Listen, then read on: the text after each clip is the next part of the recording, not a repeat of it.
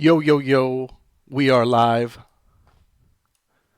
I'm coming on 15 minutes early just to hang out, getting ready for the watch party. Oh, yeah. This is going to be the watch party. This will be our fourth episode of Sam Harris vs. Jordan Peterson, and we will be starting on the second meeting of these dudes. And, of course, Brett Weinstein um, will be moderating, just as he was in the first meet. Make sure you guys like this live stream. It helps for more people to see it. So smash that like button, please. Looks like you guys got some conversation rolling already. Sweet. I'm going to turn on the Facebook live stream just to remind our peeps over on Facebook. Let's go live there.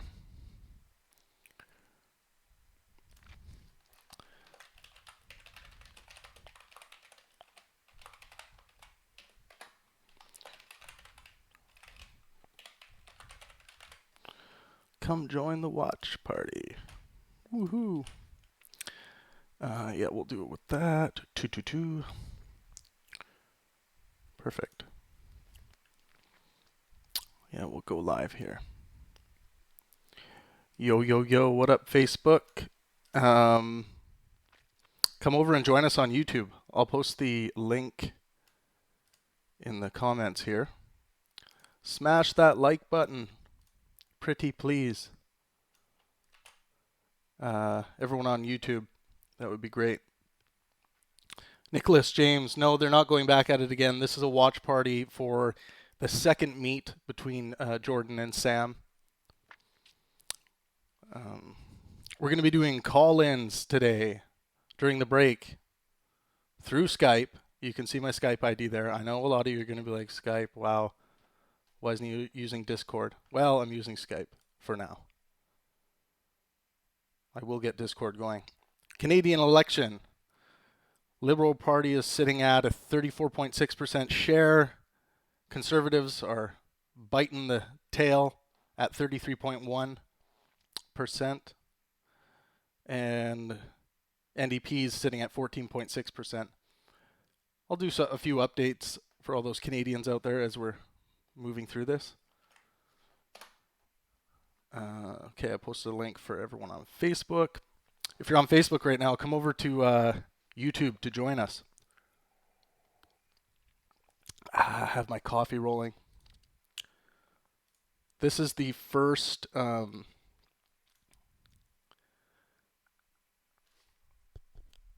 sorry, I will try to reduce my mouth noises for all the sensitive listeners.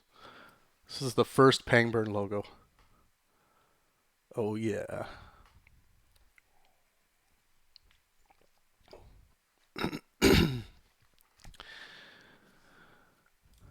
Again, please like the live stream post. It helps for more of our audience on YouTube to see the live stream. Canadian election going down right now. I've been baffled by how triggerable people are to have just basic conversations about politics. It's unbelievable. Staggering. Yeah, I've had some conversations where I've just been asking basic questions and people just go livid. They lose control. Okay, perfect. Just setting up, getting ready here. Technically we will be starting at 8 p.m.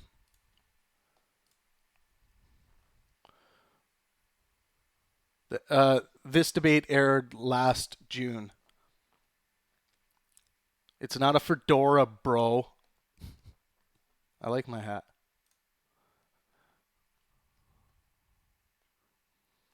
Let's see if we have any fuckweasels in the comment section yet. You know they're coming. Yes, this was June 2018. I haven't had a chance to do these watch parties yet, and I really wanted to do them, and that's why they're happening now, and I'm going to be doing them for all of the events that I produced.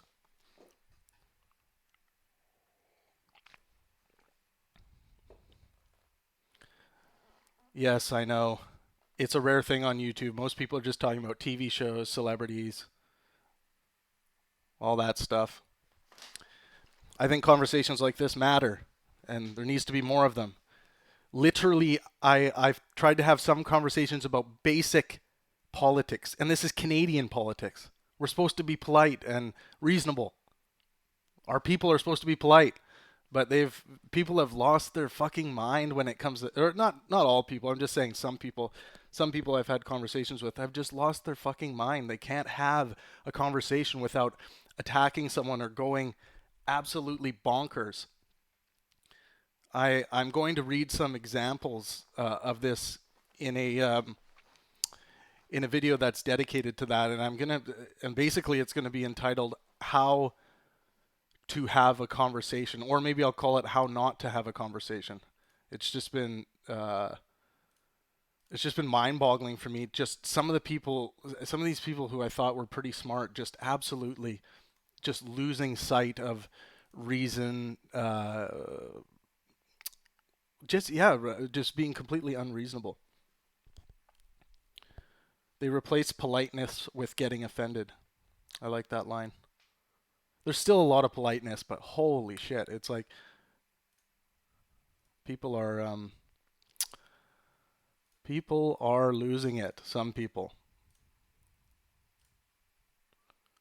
But I screen captured some great examples. So, oh yeah, it is a little hot in here. I might be losing the hat after not too long. Okay, and I also will be. Maybe I'll deal with this.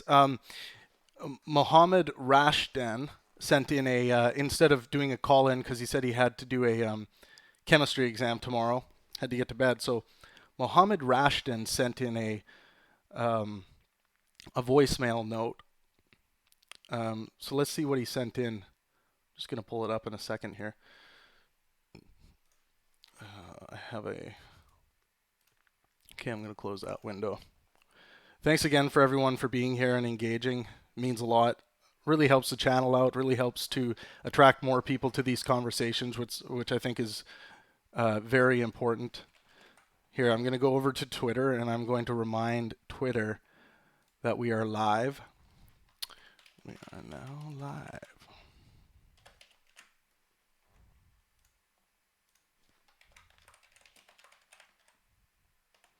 Watch party. We are now live. Okay, there we go. Now we're definitely going to get a few fuck weasels coming over after that. For those of you who don't know, fuck weasels are people who just spread lies and defamatory bullshit, and I call them out for it. So if you see me calling someone a fuck weasel, that's what I mean. It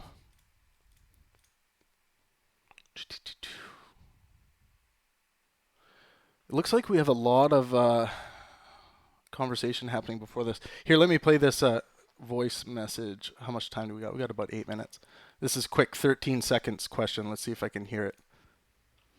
How can God be all good and just if he knows that certain people are going to hell? Sure, some people may be put through tests, but others are put in ignorant and closed-minded situations that have no escape towards religion. How can God... thanks for the question, Mohammed Rashton. Thank you very much. Really appreciate it. From somewhere in the United States. How can God be good if he knows that certain groups of people will be going to hell?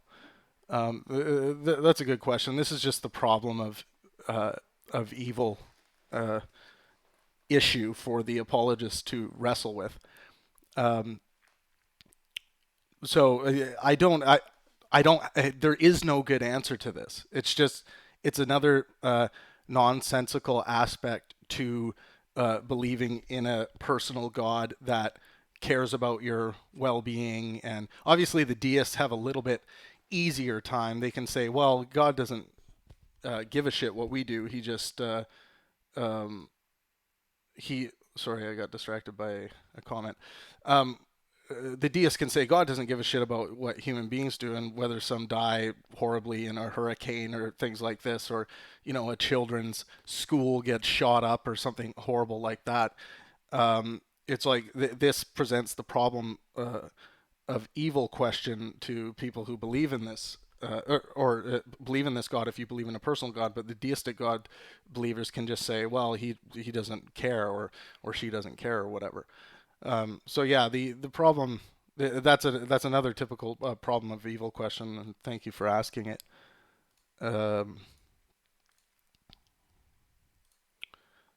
Okay, and again, everyone on Facebook, jump over to YouTube. That's where we're chatting. Um, Again, everyone smash that like button. It only takes you a second. It helps for more people to see it, especially people who aren't on our channel. I will be taking some live calls when we take a break. So if anyone's interested in calling in, go up. Yeah, my Skype ID is just above up on the screen here. You can see it right beside the Pangburn logo. That's my Skype ID. Just add me on there and send a hello, and we will and I'll try to get to your questions.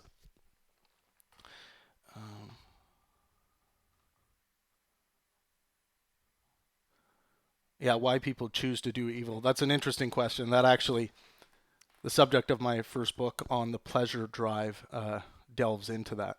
It's really hot in this room. I'm going to actually open my window.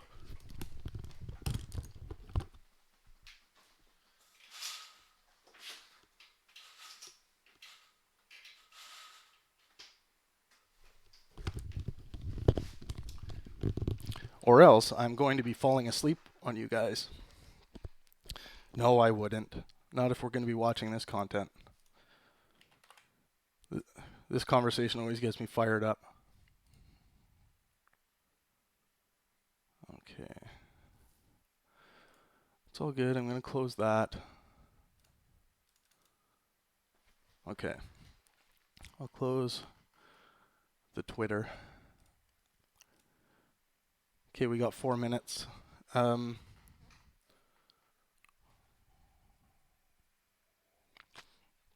Those of you who don't follow me on Twitter, head over and hit that follow button. I'm at the Pangburn, always stirring up interesting conversations. Most of our conversations happen on Facebook at Pangburn Inspire on the Pangburn official Pangburn page. That's where you'll find most of our conversations. And lots in the comment section on YouTube as well. Thank you guys. I'm going to let the I'm going to probably just keep the Facebook stream rolling, but if you guys want to see what we're actually talking about, see the video as it plays, you'll get the audio on Facebook, but you won't get the video, so I suggest you jump over onto YouTube. Again, guys, take 1 second to like this stream, please. We'll be getting going in about 3 minutes.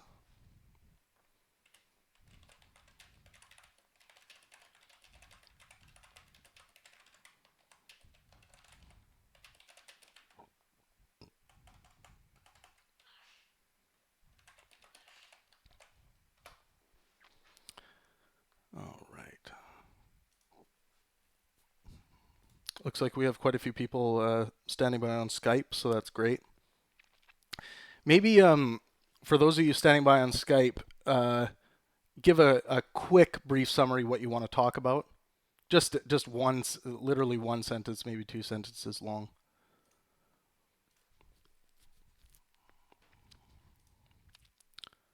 Awesome.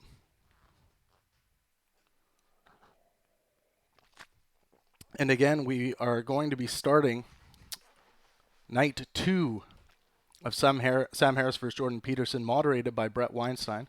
Those of you who don't know much about Brett is a evolutionary theorist and very smart guy. There's a really good event between him and Richard Dawkins on this channel that I produced, and I yeah, I loved that event. It was so great for those guys to be talking evolution. It was a dream come true for Brett too, as Richard was one of his biggest idols. I remember him being giddy like a kid in a candy store for that one. Let's take one more look at the election, what the election's looking like.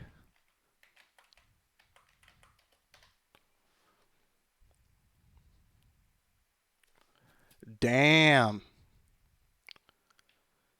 All right, it looks like the Conservatives are closing the gap here. Liberals sitting at a 33.9 share. Conservatives sitting at 33.8. Wowzers. 170 needed. They haven't really been, the seats haven't even been calculated yet. So there's a long ways to go here. Yeah, Brett is an excellent moderator. Does a very good job. But I mean, Brett's too smart not to be the main focus. Like, we want him in the discussions. He's a very smart guy.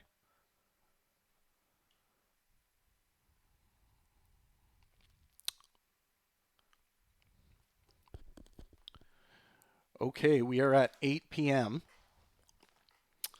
I think we will start. And again, I'll be offering a little bit of commentary as this goes, but in general, I like to let it run right through and make a few snide comments here or there. But yeah, you guys enjoy. Thanks for coming on here with me today, and let's have some fun. And let me know if the audio levels are good enough for you. Brett Weinstein, Sam Harris, and Jordan Peterson.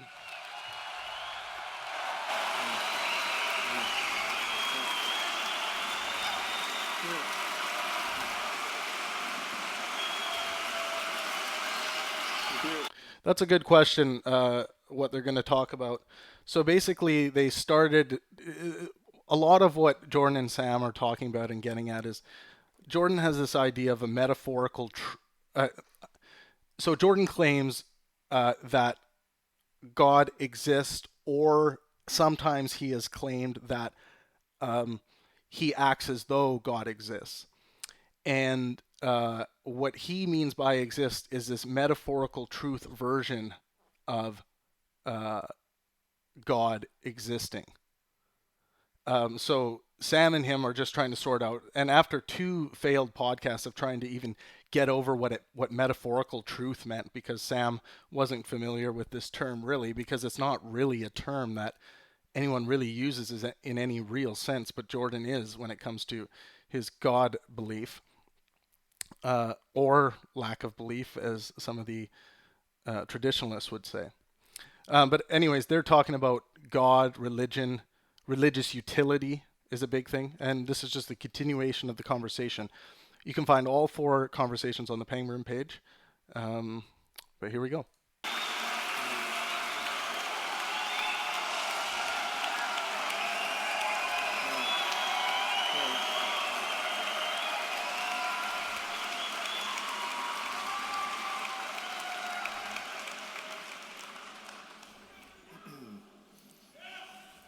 Hello, Vancouver. Thank you. Hello. All right, so we have an interesting situation here. Obviously, this is part 2, and a few of you were here for what took place last night. We are going to find a way to catch you all up pretty quick on what took place. But before we do that, I thought it might make sense to talk to you about where we are in this discussion and why it matters. And it matters not just for those of us on stage, but it matters very much for you all in the audience. The point is basically this. We've arrived at a place in history where the sense-making apparatus that usually helps us figure out what to think about things has obviously begun to come apart. The political parties, the universities, journalism, all of these things have stopped making sense. And alternative sense-making networks have begun to rise, and the one that we end up being a part of seems to be beating the odds with respect to staying alive and being a vibrant part of the conversation. But that depends on something. It depends on our ability to upgrade what we can discuss and navigate. And Sam and Jordan have run afoul of each other in the past, as you all know, and so our ability to upgrade the conversation such that they're able to find common ground and for us to move forward together is potentially a very important upgrade. Now, that upgrade in the modern era includes you all, because our conversation and your conversations are all now linked through the internet. So, the ground rules for tonight involve you not filming what takes place on stage tonight. And the reason for that is because what takes place on stage tonight has consequences, and the freer that Sam and Jordan feel to use new tools, to try out positions that maybe they haven't explored before, the more likely we are to succeed. So please don't film. But that does not mean that we don't want you talking about what was discussed here tonight. In fact, we're very excited to see what you all make of this conversation and where it heads. So I explained this in the last video, because Brett did kind of the same introduction, that that part about him asking people not to film, there was a bit of a miscommunication. The reason why is because we didn't want just like random videos being released of this conversation. We wanted to release this version, this pretty nice version. Although like I said in the last video, the quality that we got out of the company that we hired was not very good, and the audio in the live venue, in the last video that we received, and even live in the venue, was just terrible. The audio was terrible. But anyways, Brett made this point for, he's talking about how it will allow them to be more free in their discussion, but I remember Jordan and Sam didn't necessarily agree with him that much, from what I can remember, about that giving them more freedom, and Sam basically was saying, well, it's being filmed anyway, and that doesn't really affect what I am going to say. So as in, they're going to speak their mind and what they think anyway, regardless of whether there's potentially people filming it in the audience or not. So I don't think they were that sensitive to that, but it was interesting of Brett to propose this, I guess. So in an effort to get you up to speed on where we got yesterday, and I think the evidence is strong, we all felt, and the discussion online suggests that we actually accomplished quite a bit yesterday, that we made headway. In an effort to attempt to keep that momentum going, what we are going to do is we are going to have Sam and Jordan steelman each other's points from last night so that you can hear what that sounds like. Now, so steelmanning is an insanely important thing to do if you're thinking on issues, and I think Brett explains why here.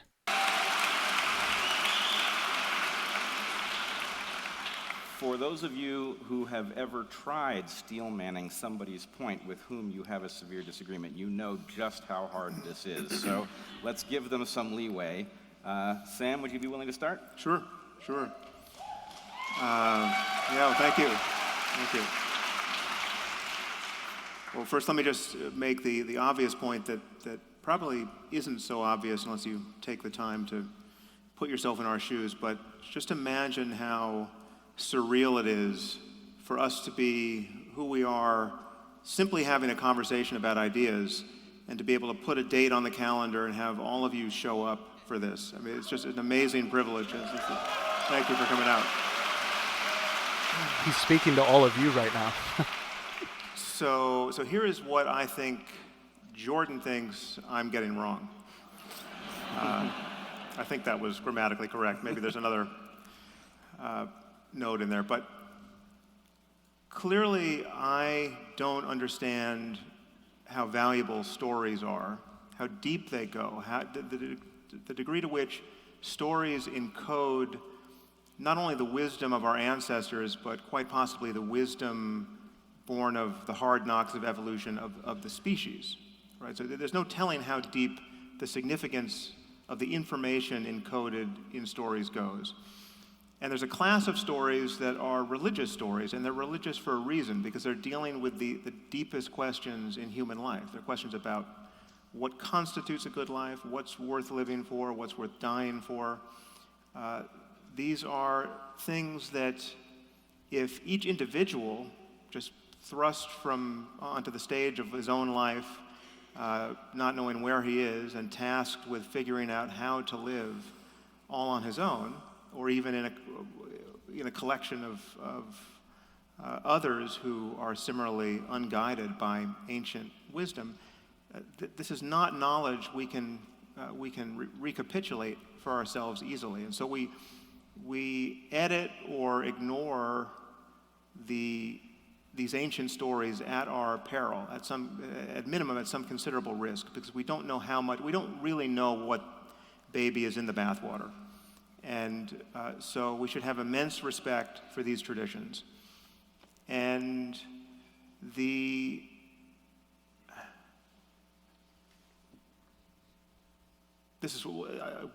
is yet to be discovered tonight. I'm still not quite clear about how this links up with more metaphysical propositions about the origins of certain of these stories. But at minimum, my criticism of religion, because it tends to focus on the most obvious case of a zero-sum contest between religious dogmatism and scientific open-ended discussion, doesn't address this core issue of the significance of religious thinking and religious narrative, because I am, for the most part, just shooting fish in a barrel, criticizing fundamentalists, and the kind of God that the fundamentalists believe in, the God who's an invisible person who hates homosexuals, obviously that's not the deepest version of these religious, this essentially what is a narrative technology for orienting human life in the cosmos. So maybe I'll leave it there, but that's, I think, what Jordan thinks. All right, let's give Sam a rating out of 10 for those of you who are interested on how he just steel-manned Jordan's positions on him. Many of you may not be familiar enough to make that assessment, but yeah, give it a shot for those of you who are feeling comfortable enough to do so.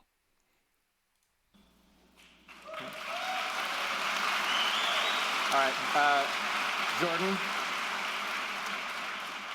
before you steelman Sam's point, how did you feel about his encapsulation of yours? Well, I'm convinced, man. No, look, I mean, well, I got a couple of things to say about it. It's like, first of all, I think it was accurate, concise, fair. I also think that, this is a more technical note in some sense, is that if you ever want to think about something, that's exactly what you have to do, right? You want to take arguments that are against your perspective, and you want to make them as strong as you possibly can so that you can fortify your arguments against them. You don't want to make them weak, because that just makes you weak.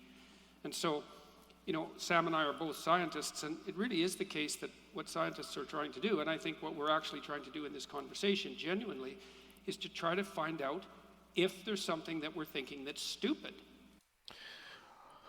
Okay, so you guys have given some ratings. Just going to go through the chat here quickly.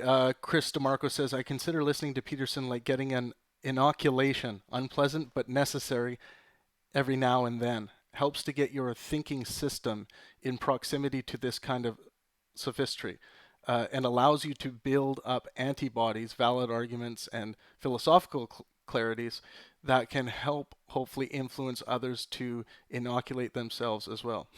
Interesting. Well thought. Andrew Thopil says, I really like Sam Harris. Duncan D says, the Steelman idea is a great way to start the debate.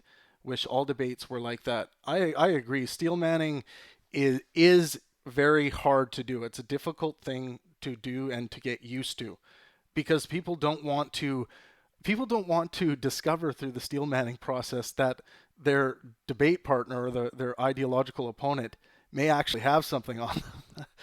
But that's really the process you should be going through with your ideas and the things that you believe. It's a very helpful process. Jeremiah agrees with Andrew on Sam Harris. They both like him. Baldwin, Travis is not watching the video. Oh, I think we might have a fuckweasel here. Let's see. Maybe not.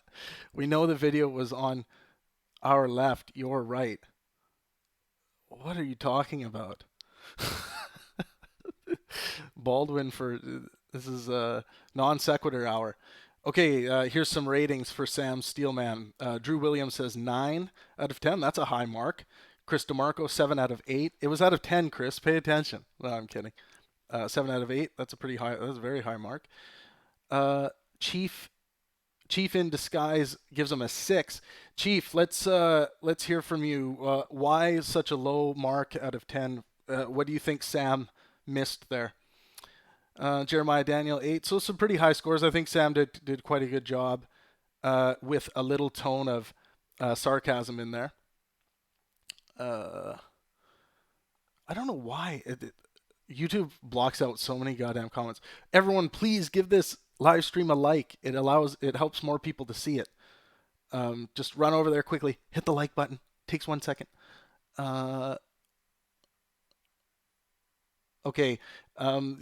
So yeah, I'll get back to the video now, but yeah, maybe add some reasons as to why you guys gave those ratings.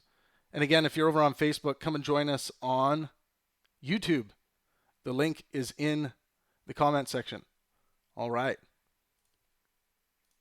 You know, because when I'm laying out the arguments that Sam just summarized so well, I've tried to generate a bunch of opposition to them in my own imagination. And the arguments I put forward are ones I can't undermine. But that doesn't mean they're right. It doesn't mean that at all.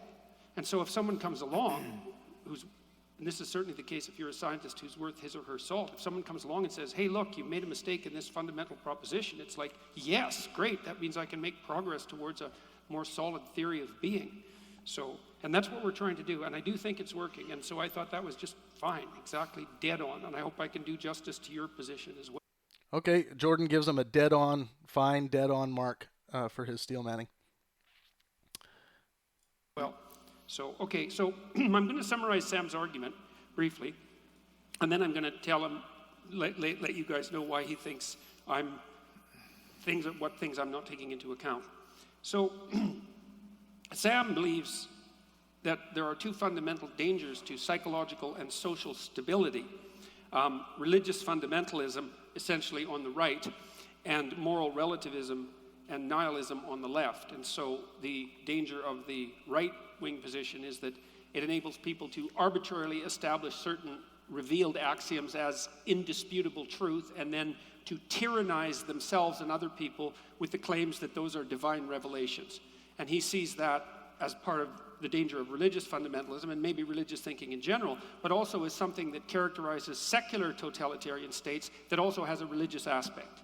So that's on the right. And then on the left, well, the problem with the moral relativism nihilism position is that it leaves us with no orientation, and it also flies in the face of common sense observations that there are ways to live that are bad and that there are ways to live that are good that people can generally agree on, and that statements about those general agreements about how to live can be considered factual. Now, and then the next part of Sam's argument is that we require a value system that allows us to escape these twin dangers. One stultifies us and the other leaves us hopeless, let's say. And that value system has to be grounded in something real. And the only thing that he can see that actually constitutes real in any provable sense, and there's a certain amount of historical and conceptual weight behind this claim, is the domain of empirical facts as they've been manifested in the sciences and technologies that have made us incredibly powerful and increasingly able to flourish in the world. And so we need to ground our value propositions in something that we've been able to determine has genuine solidity so that we can orient ourselves properly, so that we can make moral claims and that we can avoid these twin dangers. We can begin with some basic facts that we can identify, as I mentioned briefly, what constitutes a bad life: endless pain, suffering, anxiety, tremendous amount of negative emotion, short-term lifespan, all the things that no one would choose voluntarily for themselves if we would all agree that they were thinking in a healthy manner. And we can contrast that sort of domain of horror with the good life, which might involve, well, certainly freedom from privation and want and undue threat and anxiety and hope for the future and all of that, and that we can agree that those are poles, good, bad, and good, and that that's a factual claim.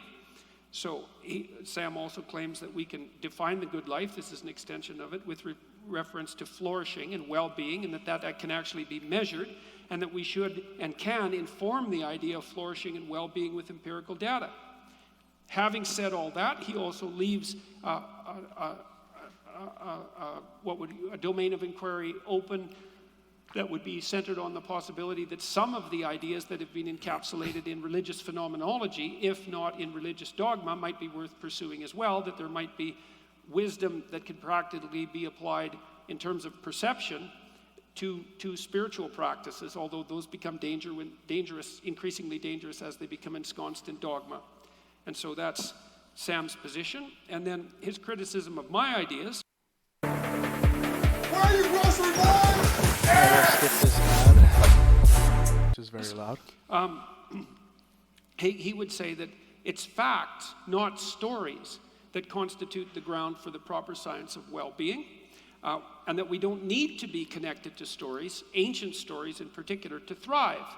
And the reason for that are that these ancient stories are pathological in certain details, especially in the specific claims they make, which look outrageous in some sense from a modern moral perspective. And he believes that it's hand-waving to ignore those specific topics with a what would you call it, an optimistic overview of the entire context. That they're dangerously outdated now, if they ever were useful. That they're subject to too many potential interpretations for any modern usage to be reliably derived. And so he believes that attempts to interpret these stories, let's say, are rife with so many potential errors of bias and interpretation and subjectivity that all the interpretations in some sense are unreliable, and perhaps equally unreliable. That worse than that, not only are they unreliable, but they're dangerous insofar as the claims they lay out pose a threat to scientific and enlightenment values, which are the true saviors of humanity, as evidenced by our progress, let's say, over the last 200 or 300 years, and that they're also susceptible to the totalitarian interpretation, which I described earlier, which confer upon the interpreter a sense of and then a claim to revealed truth. And so I would say that's Sam's argument and his criticisms of my position. All right, let me know what you guys give Jordan for a score out of 10 and why you give him that score. Think of clarity, conciseness.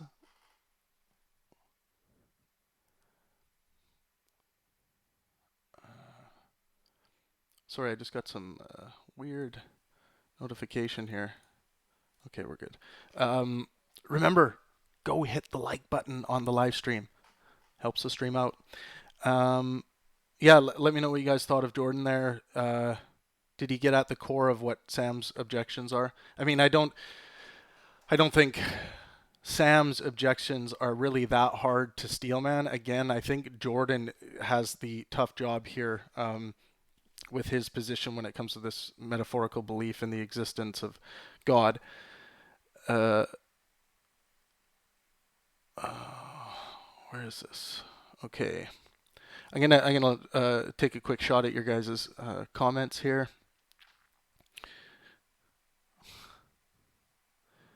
What is the definition of steelman? I think people are dealing with that. Steelmanning is just basically putting yourself in your ideological opponent's seat and reiterating what the arguments that they are making against your position.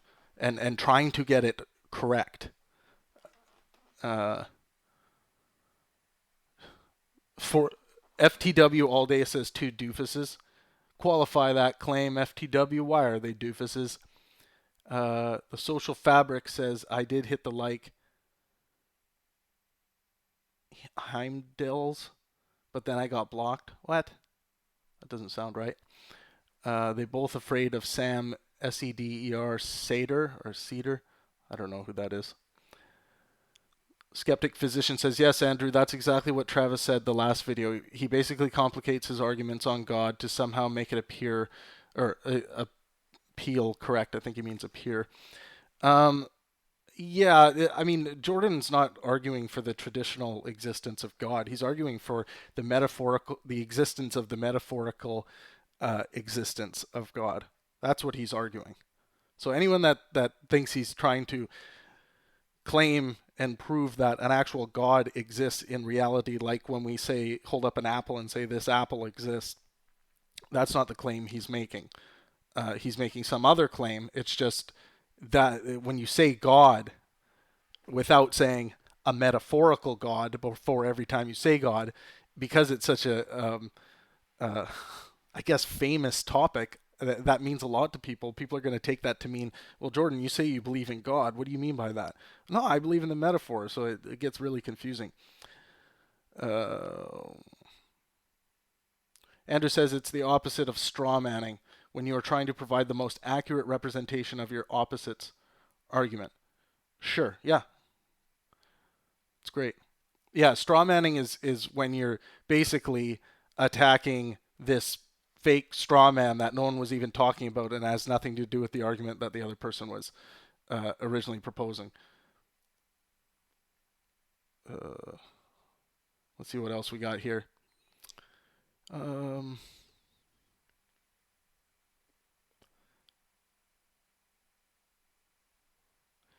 this talk, Sam and Jordan both agreed to write each other's next book. That would be interesting. The Jordan Peterson Steel Man of Sam Harris, just the full book. Well, I guess, I mean, if he was allowed to use whatever resource he wanted, he would just copy and paste the book. Jeremiah, Daniel, thanks for commenting. Thanks for commenting, everyone. Make sure you hit the like button of this stream. Jeremiah says, don't get me wrong, I love Peterson's social commentary and opinions. However, Peterson tries to argue that because religion, the Judeo-Christian in his case, outlines positive virtues, it has value.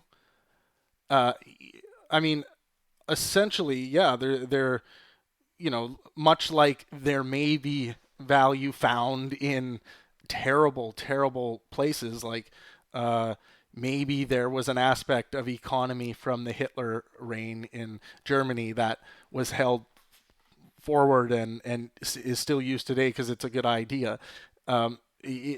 It's true that you can find good ideas in improbable places, but I think Jordan tends to get at that there is deeper meaning in a lot of these stories that seem on the surface to be tyrannical or just nasty.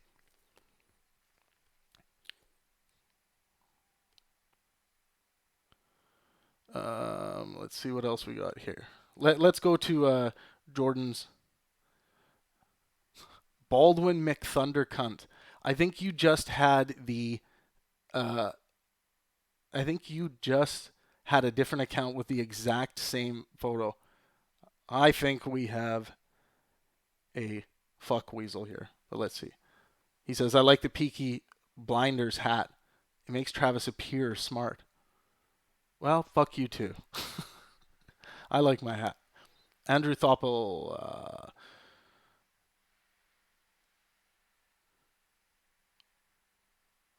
Social Fabric says, I don't think that is what Jordan is saying, Travis. Clarify for me what you think Jordan is saying. Duncan gave Jordan an 8 out of 10 on his Steel Man of Sam's positions. Summed it up, but it sounded bias, is what Duncan Dees had to say. Jeremiah says 8 for Jordan. Let's see. Clayton Haley says Jordan Peterson is God. Let's see you qualify that claim. Where's the evidence that he's God? Okay, Social Fabric goes on to say, what Jordan means is the evolutionarily guide. Your grandfather has a grandfather, and he has another grandfather, and so on. Okay, so what? Duncan says, I think Peterson is more arguing about the necessity of a metaphorical belief in God to have a proper system of values upon which to build psychology and society. I think that is a good summary of what he's talking about. Okay, let me get back. There wasn't as many ratings for Jordan Steelman. Maybe some of you are trying to keep up. Jordan does create these incredibly complex thought pretzels when he talks.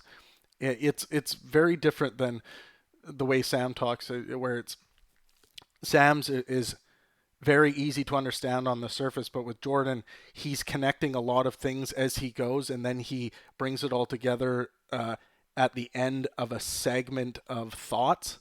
I call it thought pretzels, but it can be hard to follow. But it's not saying Jordan's is worse or anything, but it's just it can be harder to follow someone who speaks that way. All right, let's watch some more. So, okay, so you Sam. write my next book. I'll write yours. So, Sam, how do you feel about that characterization of your position?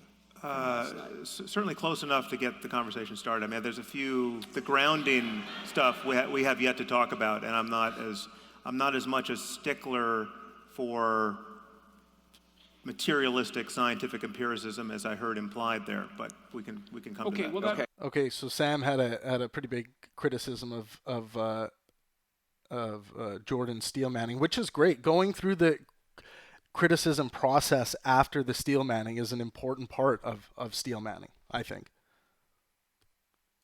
So hold on. Yep. Brian Foley, this is not live. This is from the event last June. Thought pretzel makes sense. Yeah, I like from the thought point pretzels. of view of the audience, this is a good barometer of where we got to last night, and I think actually the gains are really impressive, which I have to say is spooking me because of something called regression to the mean. Now, if I catch either one of you regressing to the mean tonight, I will hunt you down and I will ridicule you on Twitter tomorrow. So you have been warned. Okay.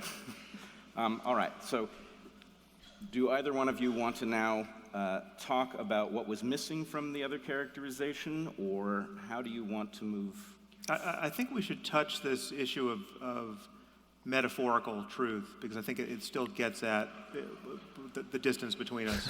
Sure. And happily, this is your phrase that you have. I mean, you might want to. Do you want to prop up this phrase?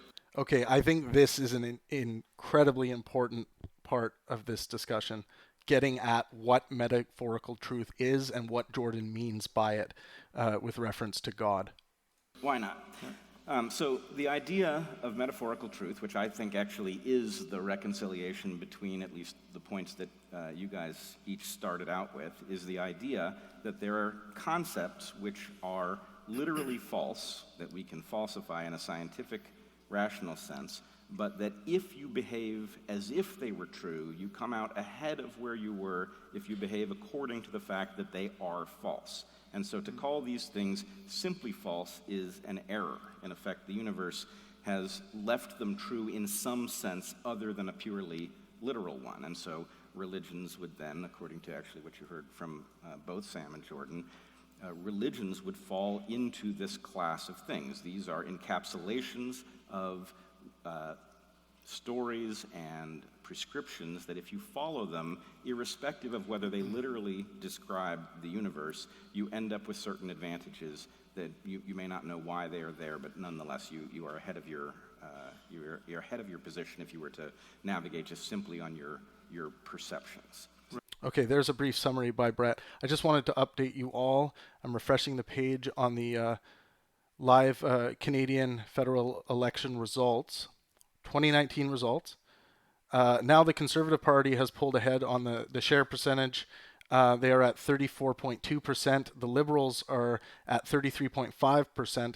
And the NDP is at 15.1%. Just to give you guys an update. I was going to put the graph on the screen, but I think it's a little bulky and it'll get in the way. All right, let's get back to her. Those of you watching on Facebook, jump over to YouTube and chat with us. That's the concept.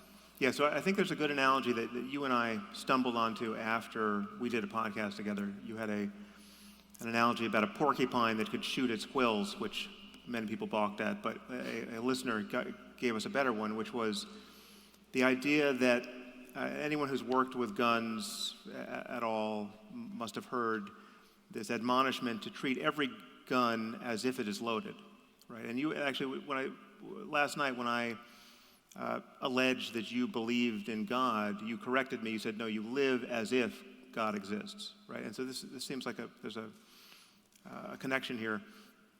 So if I had a gun here that I wanted to show Brett, if I know anything about guns, I'm going to make damn sure that it's unloaded, right? I'm going to pull back the slide, I'm going to drop the magazine, pull back the slide, check the chamber, and do this in a redundant fashion that really looks like I'm suffering from obsessive compulsive disorder. I mean, it is truly redundant. And then I'll hand it to Brett, and if Brett knows anything about guns, he will do the same thing having just seen me do it. And if he hands it back to me, again, I will do the same thing, even though there may be no ammunition around, right? So it really is crazy at the level of our explicit knowledge of the situation, and yet absolutely necessary to do. And it's not merely, it runs very deep. I mean, I would, that whole time you're careful not to point the barrel of the gun at anything you would be afraid to shoot. And when people fail to live this way around guns, they, with some unnerving frequency, actually shoot themselves or people close to them by accident. So it is really the only proper hedge against just the odds of being in proximity to loaded weapons.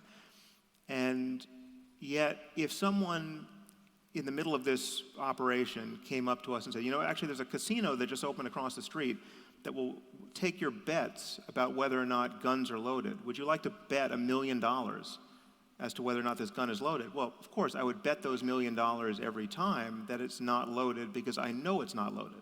So there's a literal truth and a metaphorical truth, otherwise known as a very useful fiction, which in this case is actually more useful than the truth, right? But the only way I can understand its utility is, and even utter the phrase metaphorical truth in a way that's comprehensible, is in the context of distinguishing it from literal truth. And yeah, go ahead. This is fascinating, Sam, actually. This is, I think... So what do you guys think of Sam's analogy here? Do you think he's getting to the core issue of the utility of something that's metaphorically true? I think this analogy is quite brilliant.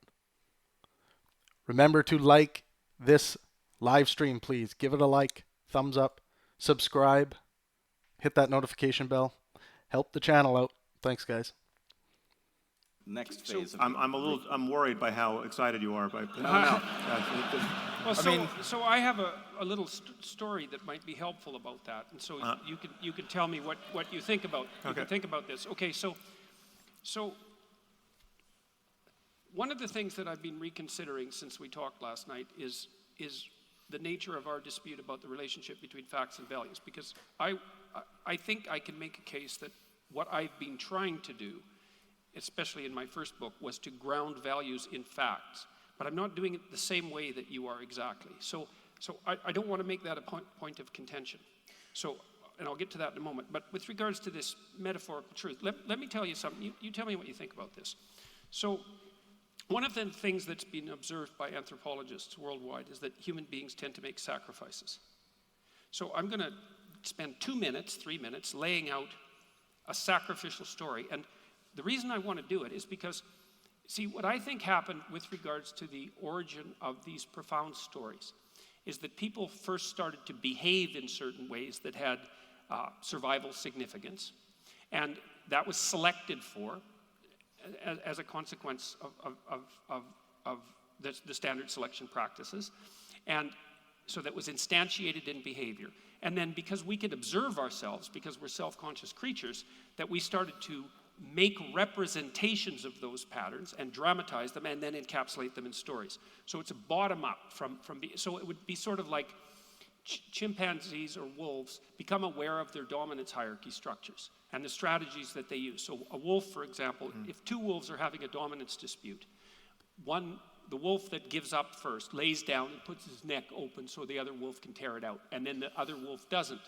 And you could say, well, it's as if a wolf is following a rule about not killing a weaker member of the pack. Of course, wolves don't have rules. They have behavioral patterns. But a self-conscious wolf would watch what the wolves were doing and then say, well, it's as if we're acting out the idea that each wolf in the pack has intrinsic value. And then that starts to be, and maybe the wolves would have a little story about the heroic forbearing wolf that doesn't tear out the neck of its opponents, and that's a good wolf. Well, that's good wolf ethics, and so, but it's grounded in the actual behavior. Okay, so we'll put that aside for a second. Now, here's the sacrificial story. So human beings have made sacrifices. It seems to be a standard practice all around the world. And in the biblical narratives, they would often sacrifice something of value, like a valuable animal. Well, like a child. Let's start. Well, no. Look. I'm not making light of this. I know that human sacrifice was a part of this. Yeah, but that's again. So just to give you a crib on where my mind goes here is human sacrifice is as old a religious precept as we know about. Yes. It's a cultural universal. The other sacrifices are derivations from it. Circumcision is a surrogate for the far more barbaric act of human sacrifice, and it answers every test you would put to it with respect to its archetypal significance, its compelling presence in stories across all cultures. But the horror is that it actually has taken place in all these cultures based on explicit beliefs in the presence of just right. Well, Arthur oppressive scientific ignorance. Arthur Kessler used that as an argument for the essential insanity of humanity. Right? No, but it's not just the insanity of humanity. It's the misapprehension of the causal structure of the cosmos. You don't know what controls the weather. Well, you don't know why people get sick.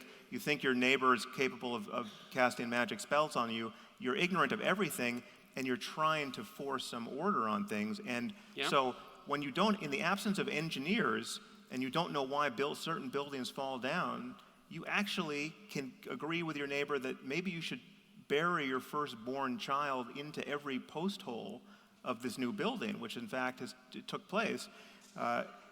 And it's the consequence of ignorance. And so the problem is, if you're only going to talk about this purified notion of sacrifice. But it's a very strange consequence of ignorance, Sam. It's the notion that we're in relationship to invisible others that can mistreat us based on our not having offered enough. We are. But not precisely those others. Well, but we're in relationship to the invisible others who will judge us in the future.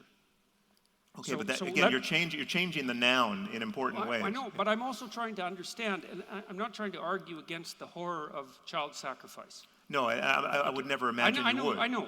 But I'm also trying to. But my work would be much easier if you did that. Yes, and the work of journalists as well, although they've tried that pretty much anyways. That's right. So that's an interesting last note there by Jordan. Do you guys, how unfair has Jordan been treated by journalism in general? I think he has got it way worse than many intellectuals. The shit people post, people calling him a leader of the alt-right or a promoter of the alt-right. Just some crazy ideas about Jordan out there. Even some of the questions, Jordan would come, we'd be meeting for dinner, and Jordan would come just shaking his head and just be like, "Hey, Jordan." And then I'd be like, "Jordan, what's going on?" He's like, "I just had this damn interview." And he was telling me some of the questions he was forced to say, "No, I don't think that," and "No, I don't believe that." It's just it's mind-boggling how people treated him in these interviews, and I'm glad that so many of these interviews exist to show Jordan in such a good, positive light. Him being himself. So many of these got you moments when people try to just tear him apart for being something that he actually is not. It's amazing.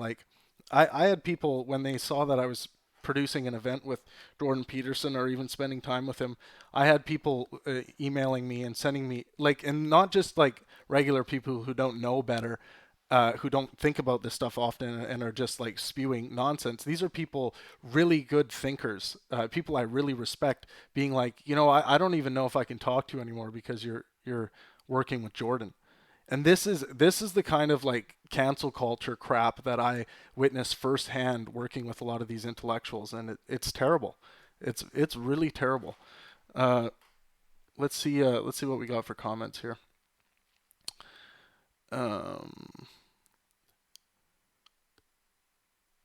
Jeremiah, he burped. I think you're talking about me. Yeah, I burp once in a while. I don't mean to do it right into the mic. Chad Alpha says he doesn't believe in God as it relates to the physical entity. However, he will still defend the position because of the moral value he believes it has. Yeah, I think, well, the moral value in believing in God, or at least acting as though a God exists, which I don't think you need to do. There's no point in doing that. It's like a placebo. Yeah, Jordan doesn't need to walk around acting like he believes some entity, God entity exists. He can just act that same way and believe in this deep value in the stories that he's learned through his religious studies. Duncan D says, I think Sam basically gets the gun analogy, but I wouldn't trust him to handle one. He's too willing to play the odds because of what he knows. That's good. Oh, I would trust Sam with a gun. Yeah, there's actually he's one of the most he's a very trustworthy person. Austin Smith says, but is moral value more important than what's actually true? The truth may not be useful, which seems to be an inconvenience for Peterson, or at least scary, uncomfortable for him. Yeah, so I agree. The truth is what matters. I care about what is true.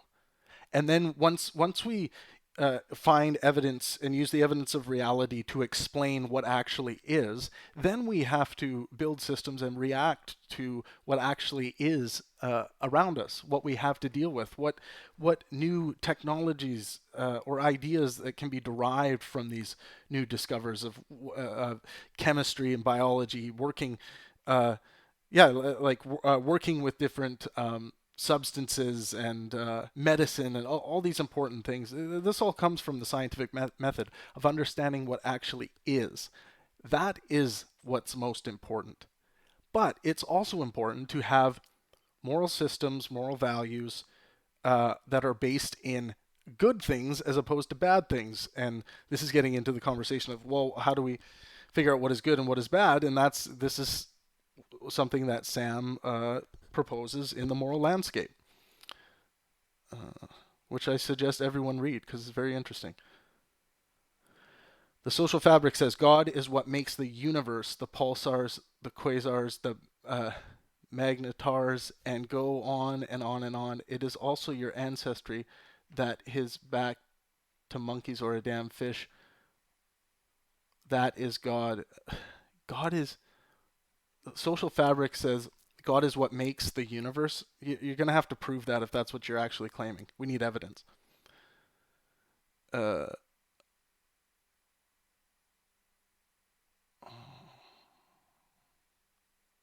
Jordan's not claiming that God is what makes the universe. He's not claiming that. He might claim God is what makes the universe important based on the teachings and stories derived from his metaphorical belief in God, or acting as though a God does exist. But he's not claiming that a God created the actual physical universe. Let's see, what else we got?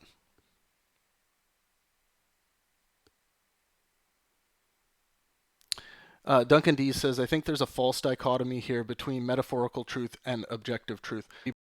Both metaphor.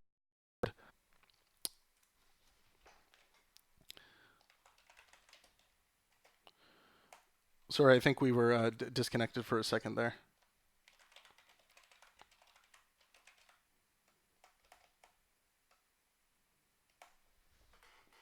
I think we are getting back our connection. I'm going to roll for a little bit more. Can you guys still hear me there? Maybe give me a quick comment. Oh, okay. Comments still rolling in. Good. quick update on the election. Conservatives sitting at a 34.4, Liberal Party 33.2, New Dems, NDP sitting at 15.4. For anyone who is interested in how the Canadian election is going. Okay, cool.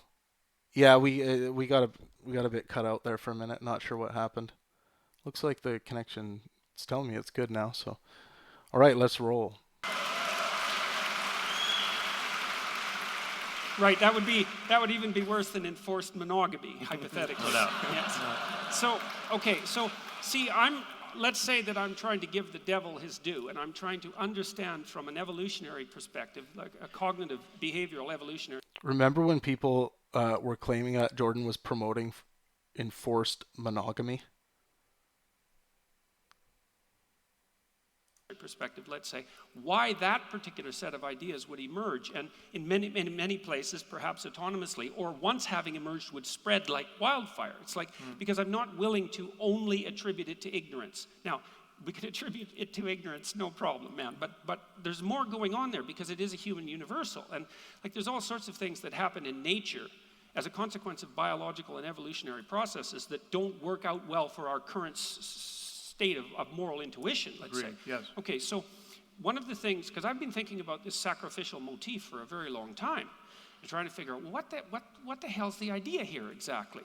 And so here's one way of thinking about it. If you give up something of value now, you can gain something of more value in the future. Okay, so let's think about that idea for a minute. So the first thing is, that's a hell of an idea. Yeah, that's delayed gratification. Yeah, delayed gratification. That's right. That's the discovery of the future as well. And so you might say, well, the notion of sacrifice is exactly the same thing as the discovery of the future. If we give up something we really value now, we can make a pact with the structure of existence itself such that better things will happen to us in the future. Now, yes. Okay. If you're making a pact with the structure of existence yourself,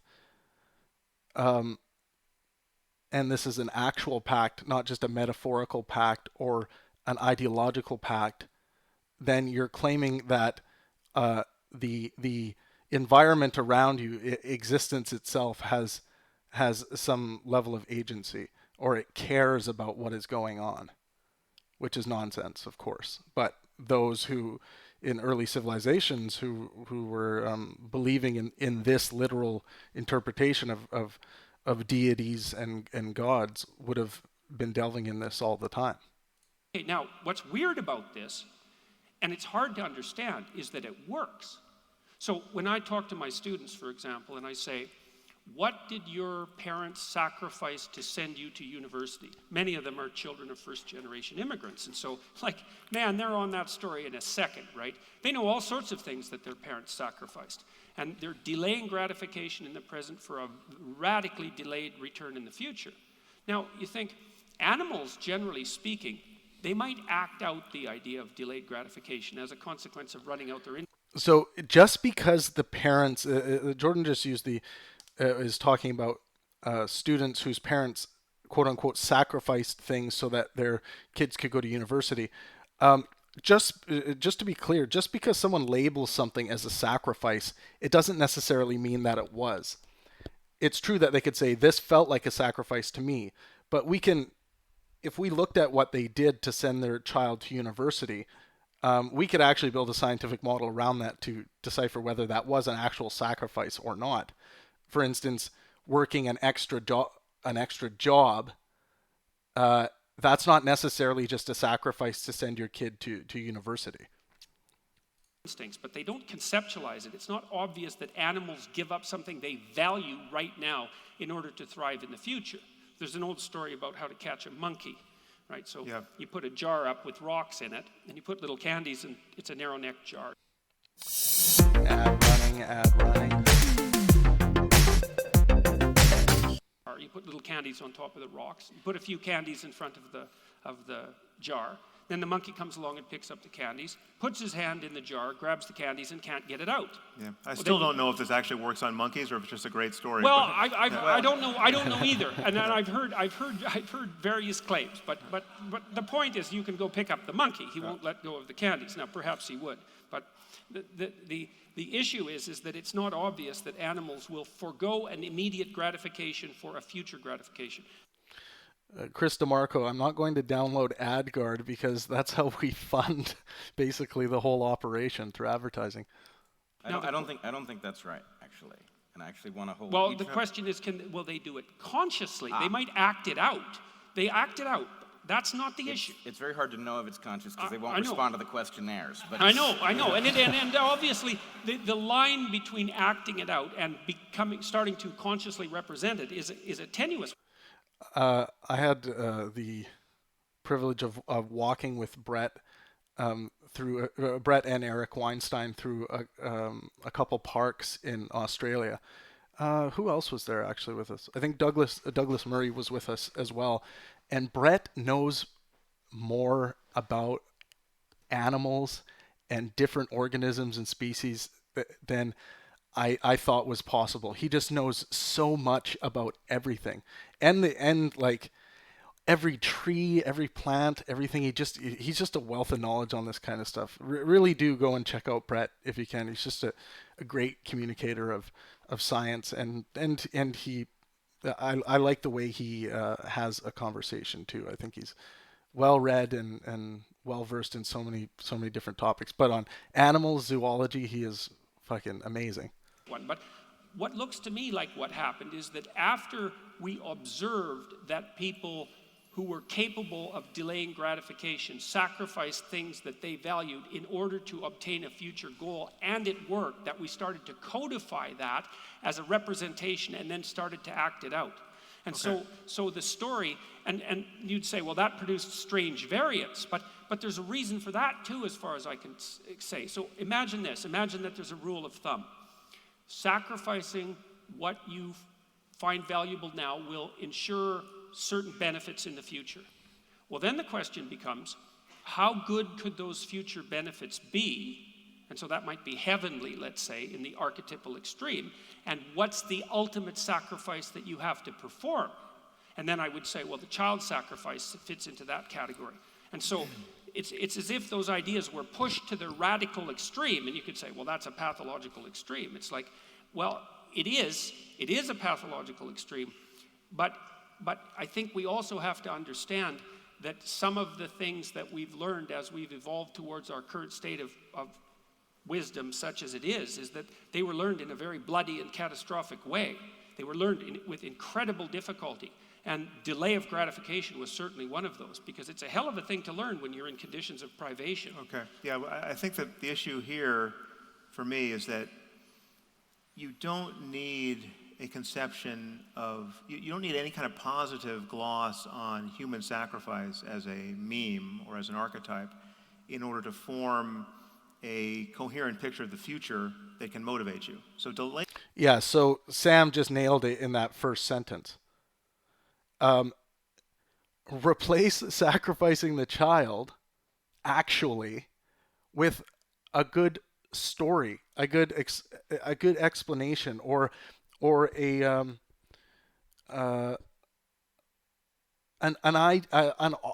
art form, a certain type of art display or art form to get to that answer. It doesn't need to be godly. It doesn't need to have agency. This is my objection with Jordan all the time on this, is that I think we can get what Jordan finds so valuable about religion and the utility of religiosity. I think you can get that from art forms, various different art forms. Just like when you go to a live music event, and the amount of emotional inspiration and just inspiration of ideas and different things that you can get from artistic experiences. I think religiosity does fall under artistic experiences, but then it tries to come over into the science realm and tries to make claims about reality that can't be verified because they're just claims without evidence. Delayed gratification is fully separable from a notion that it might ever be rational or good to sacrifice a child as an offering to an invisible other that doesn't But exist. how do you know it's separable? Because that's the developmental history. As you said, the So sacrifices even if came first. I think it is in fact historically separable, but let's just say it's not. Let's just say it's a matter of our origins. PJ Mayer, no, this is not live. Jeremiah, it's not live, noob. No, no, it's not live. This was the event a year ago, June 2018.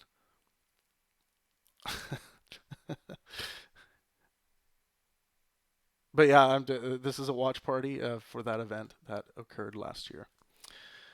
Okay, we're going to keep going here, but we'll have a break in maybe 10 minutes or 5 minutes. Let's say we'll have a break in 5 minutes. But anyone that wants to jump on the phone with me live on the air through Skype, you can add me on Skype. My Skype ID is in the box right above the video. And we can talk about I want to keep it to talking about something to do with what we're viewing here. But happy to take calls on the Canadian election too, if you're interested in that. Why did the screen all of a sudden do that? It shouldn't have. Oh, there we go. Weird. It's being weird. A little bigger. Sorry, I'm just adjusting the screen here.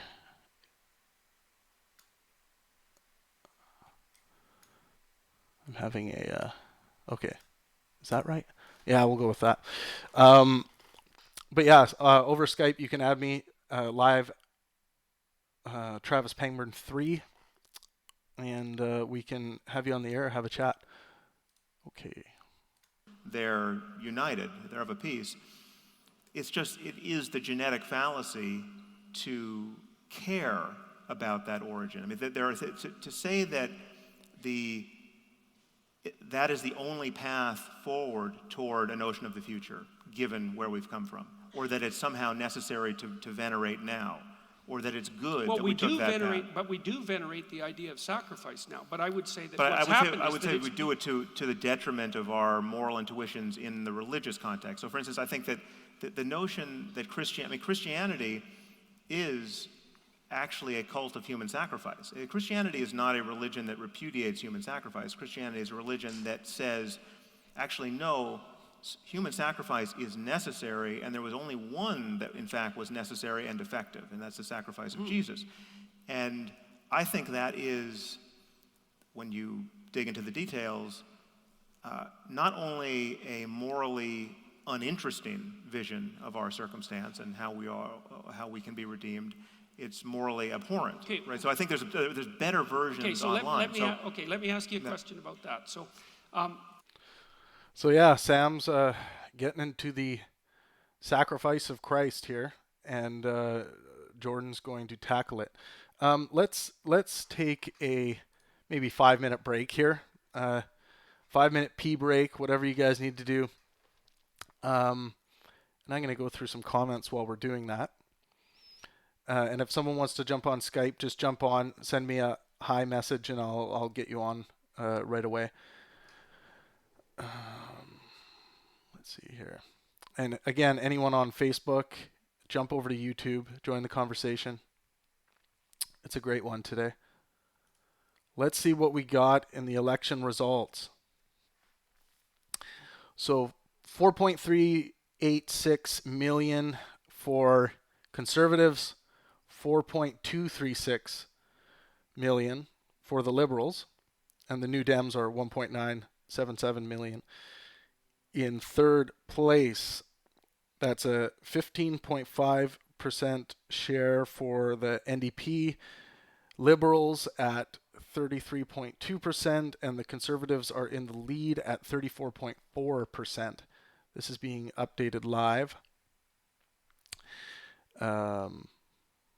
I can't stick to how make a claim of how accurate this is, but this is the one I have running, and it says it's live, being updated as of 9:04 p.m., which is right now, and we are Pacific time in Vancouver, coming to you live. Oh, and of course, again, like this damn live stream. Go over, hit the like button. You know you want to. Okay, what are we talking about here? KG says Sam also has no evidence for his claims. What claims?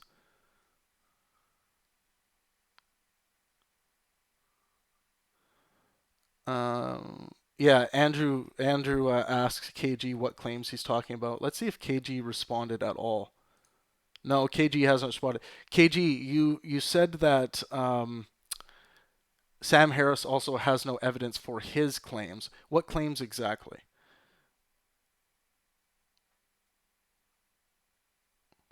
Cameron Gilman says, calls out Chris DeMarco saying, I don't understand. Do you think there are no such things as hierarchies? Chris DeMarco says, lol, I didn't say that statement. Okay, you didn't make that claim. Let's not straw man each other out here. Make sure we focus on the claims that are being made. And then someone says, and then Chris says, when did you stop beating your wife? What the hell are you guys talking about? That's a dark joke if it's a joke. But I like dark comedy. Oops, I didn't mean to start the video. Okay, who do we got? We got Ibrahim Fouda. Let's give Ibrahim a call, see if he's available. Oh, that's loud.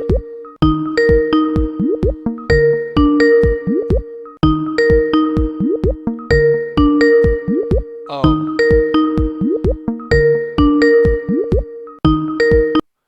Okay. Ibrahim, just give me a call if you're interested in having a chat. Oh, Chris DeMarco was giving an example of a false dichotomy. Oh, okay. I wasn't sure where that came from. Sorry, there's a lot of chat happening here. I know the Skype sound effect is fucking loud.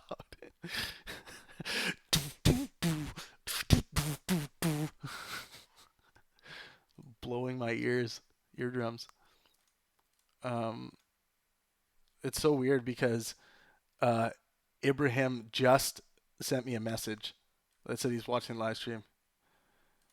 Okay. Oh, maybe I have to accept. That might have been my fault.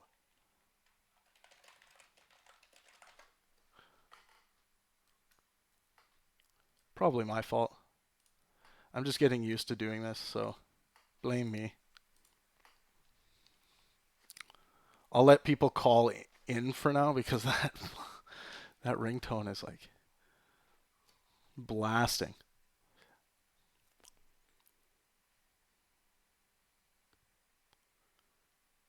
Yeah, the false dichotomy thing is this dilemma, this fallacy is used all the time, and I get so tired about calling out people's fallacious arguments, but I do it so often. But it's people really need to learn their logical fallacies and why those logical fallacies exist. They're there to protect against bad argumentation.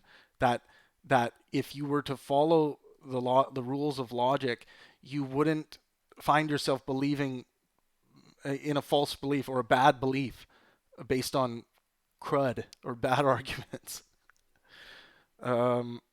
Okay, we'll see if Ibrahim Fouda, I think that's how the name is pronounced, calls.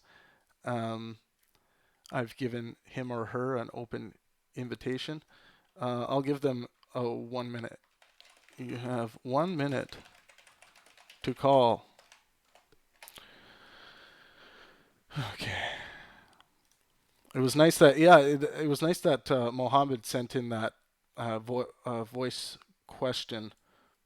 the pre-recorded question. That was cool. If anyone wants to do that for any of these, I'm totally fine addressing that. It's just nice to hear you guys' voices once in a while.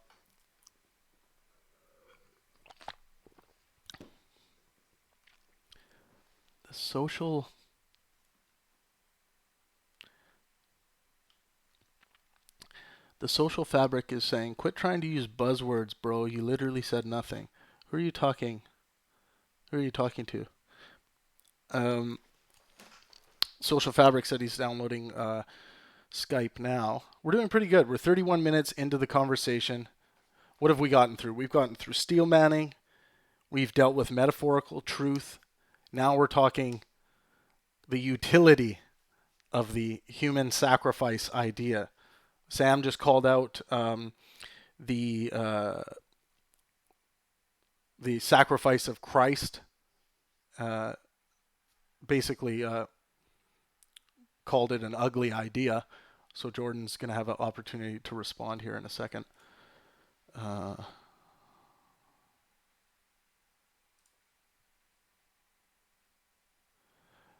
No, yeah. So Duncan, yes. Duncan said, just be careful not to commit the argument from fallacy. Just because it contains a fallacy doesn't make it false. If it contains a fallacy, the argument is fallacious. But of course, yes, the answer can be right. But we want people to be arguing, making non-fallacious arguments, because the next time they use the argument, they want to be able to rely on its validity.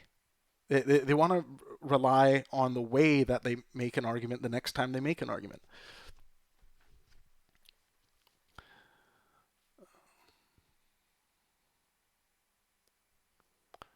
Let's take another look at the election. It seems like this election is bloody close. I mean, close, but the Conservatives look to be pulling away by a point and a half. So, very interesting. I mean, Canadian politics, like I said before, ideologically, Canadians are way closer on the ideological spectrum, closer to center than in the United States. It may, to Canadians, when they see like social media and all this stuff, they might think that people are much more further apart. But when you actually come to one of these discussions between Canadians about things they want to see and things they agree with and things they don't like, when you actually get into the meat and potatoes of what's being talked about, they are so ideologically close. It's kind of laughable. And the things that they are objecting to often are just smears about the other campaign leader that aren't true. There's no evidence to the claim that they're making. Or they just, they are clung to one specific idea and they want to see that idea succeed. And ideas can be very far apart, but in general, the full spectrum of ideologies is pretty close to center in Canada. From my estimation.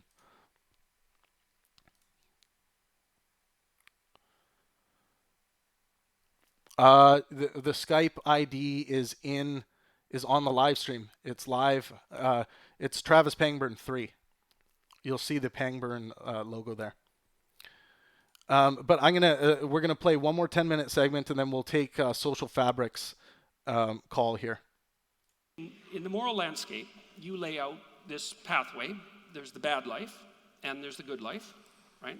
And you described what they were, and the bad life is a variation of hellish circumstances, and the good life is a variant of hypothetically the life that we would like to lead. And your conception is that, and correct me if I'm wrong, your conception is that the proper pathway forward, so that would be the moral endeavor, is to move away from the bad and towards the good. Yeah, insofar as we understand which way is up, yes. Yes. The basic claim is that we can be right or wrong with respect to our beliefs there. True. Yeah. We don't necessarily know how to do that in an unerring manner, and we could subject that to approximation correction along the way, and we should, but we can outline the broad scheme, which is progress away from hell towards something that's positive.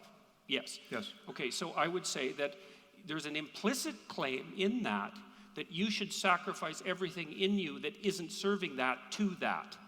And I would say that that's essentially the same claim that's made in Christianity. Well, again, that is I understand the impulse to up-level these barbaric, ignorance-derived beliefs, right, to something that is more.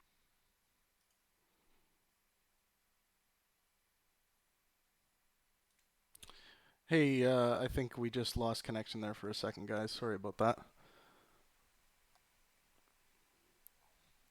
I'm going to ditch my phone off this network. It looks like you guys are still chatting. I think we're back now. Yeah, I'm gonna figure this out better. I'm gonna turn that off. Okay, let's. You know what? Actually, let's see if we have our caller standing by. It doesn't look like he's added us yet. He might still be downloading Skype. I just think at a certain point you have to acknowledge that some ideas are not only wrong, but their effects are disastrous, or have been disastrous, or will likely be, even if good in certain circumstances, will likely be disastrous in the future. And then we shouldn't be hostage to these ancient memes. We shouldn't have to figure out how to make the most of the worst idea that anyone's ever had, which is maybe you should sacrifice your firstborn child to a being you've never seen. Hold on, Sam. I want to hold your feet to the fire here a little bit. All right, Brett's gonna hold Sam's feet to the fire. Let's see how he does it. 2 points. One, interesting observation. When you presented the example, so on your podcast, I had argued that believing that porcupines can throw their quills might protect you from a porcupine that might wheel around, even though porcupines can't throw their quills. Your listener sent the better example, which was all guns are loaded. When you presented it, you didn't say all guns are loaded. Well, you said treat all guns as if they are loaded, which is, I think, the same reflex that you have faced with any metaphorical truth, which is that it can always be unpacked. But actually, that's the way Jordan talks about believing in God as well. Right, and actually, so this is. But then, if we take something like you say, all right, sacrifice of children is abhorrent. Let's say it is, and then you say, well, Christianity hasn't foregone the sacrifice of children. In fact, it's described one child who is sacrificed for everybody else. But arguably, that's an upgrade of some metaphorical truth that frees those who are adhering to this tradition from ever considering sacrificing a child. And what it does is it provides a motivational. But but no one, not many people without the encouragement or tenet of an ancient religion or something that has come from a god is going to think of sacrificing a child unless they have that narrative already. Like it's true that there are other stories that can lead someone to doing that, but you got to be sacrificing your child to something. But it's not like it's not like there's a necessity nowadays to keep people from feeling like they shouldn't be sacrificing their children. This isn't something that people are doing anymore.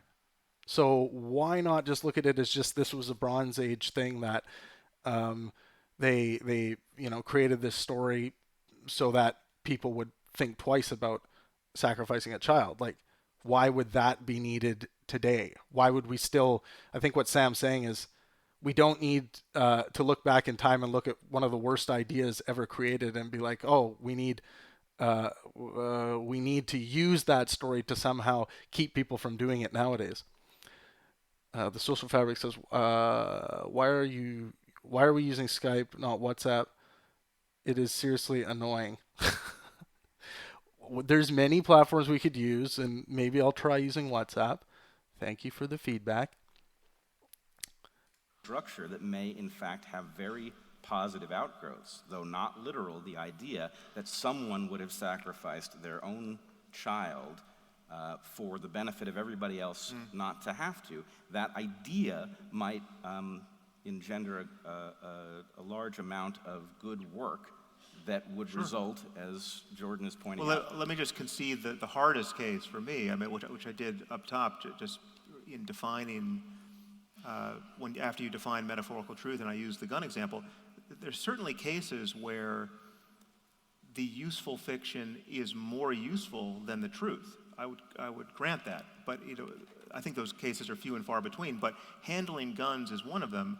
It's just not useful when the casino opens across the street and you can place $1 million bet, right? Then you want to have some purchase on the literal truth. So you want to be able to, and again, this is psychologically interesting because, and I keep coming back to the gun example because it's the one that is viscerally real to me. Like if I have a real gun that I know to be unloaded, I still emotionally can't treat it as a harmless object. I can't point it at my child just for the fun of it because that we're going to play cops and robbers now with a real gun, right?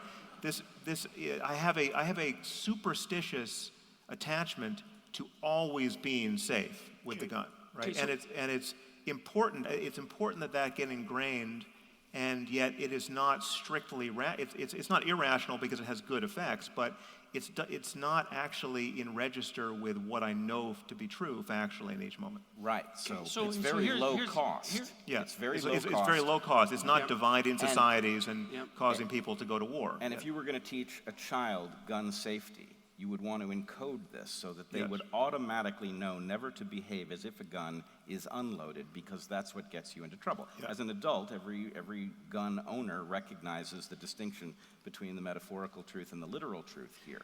But I guess what I suspect is going on here is that your mechanism for dealing with the world involves unpacking all of these things. And I think it's highly productive, but it also means that you have a hard time understanding why anybody would do anything different. And that's the question, is just because we can track fully the difference between guns actually all being loaded and behaving as if all guns are loaded, right? That one, there's no leftover, there's no mystery there, right? But there may be many of these things for which there is some difficulty lining up the metaphorical truth with the literal truth, and operating according to the metaphorical truth might have advantages, which I think is what you're getting at. So here's another situation, because we have to remember what kind of catastrophic past we emerged from and how much privation ruled the world prior to 1895, essentially. And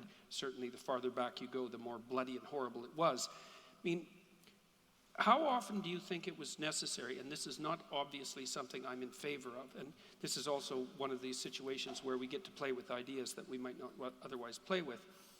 How often do you think it was necessary for people in the past who had absolutely no access to birth control and who didn't have enough food to sacrifice a child for the survival of their family? I mean, God only knows, and that's, but that's worth thinking about. It's like, life is unbelievably cruel and difficult. And one of the problems that comes when you discover the future is that you might have to make the most painful of sacrifices. And lots of archaic people do this sort of thing. They do that with their elderly people. They do that with sick people. They do that with infants that they deem too fragile to survive. So part of child sacrifice, and I know the literature on child sacrifice reasonably well, part of child sacrifice seemed to emerge out of the observable necessity to leave someone behind so that everyone else didn't die. And we don't know how often that had to happen in the past. It might have had to happen a lot. Right. Now, obviously, although just in the interest of kind of conceptual clarity here, human sacrifice is a larger horror than that. So you have what was very common is the sacrificing of captives. So you take the Aztec sacrifices where you now have slaves, some of whom you're going to. Yeah, the Aztecs sacrificed about 25,000 people a year. Yeah. Look, I mean, it's clearly a bloody mess. There's no doubt about that. But, one of the things that you see happening in the biblical narrative, which is extraordinarily interesting, is that you see echoes of child sacrifice at the beginning. But what happens is the sacrificial notion gets increasingly psychologized as the story progresses. So, you see that transition with Abraham and Isaac, where the child sacrifice is actually forbidden, although previously demanded by God.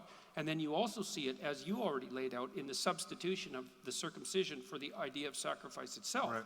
And then what seems to happen, see, I'm trying to figure out how these ideas develop psychologically from their behavioral underpinnings, is that eventually it becomes psychologized completely. So you can say, well, we can conceptualize a sacrifice in the abstract, so my parents can sacrifice to send me to university without anything or anyone having to die.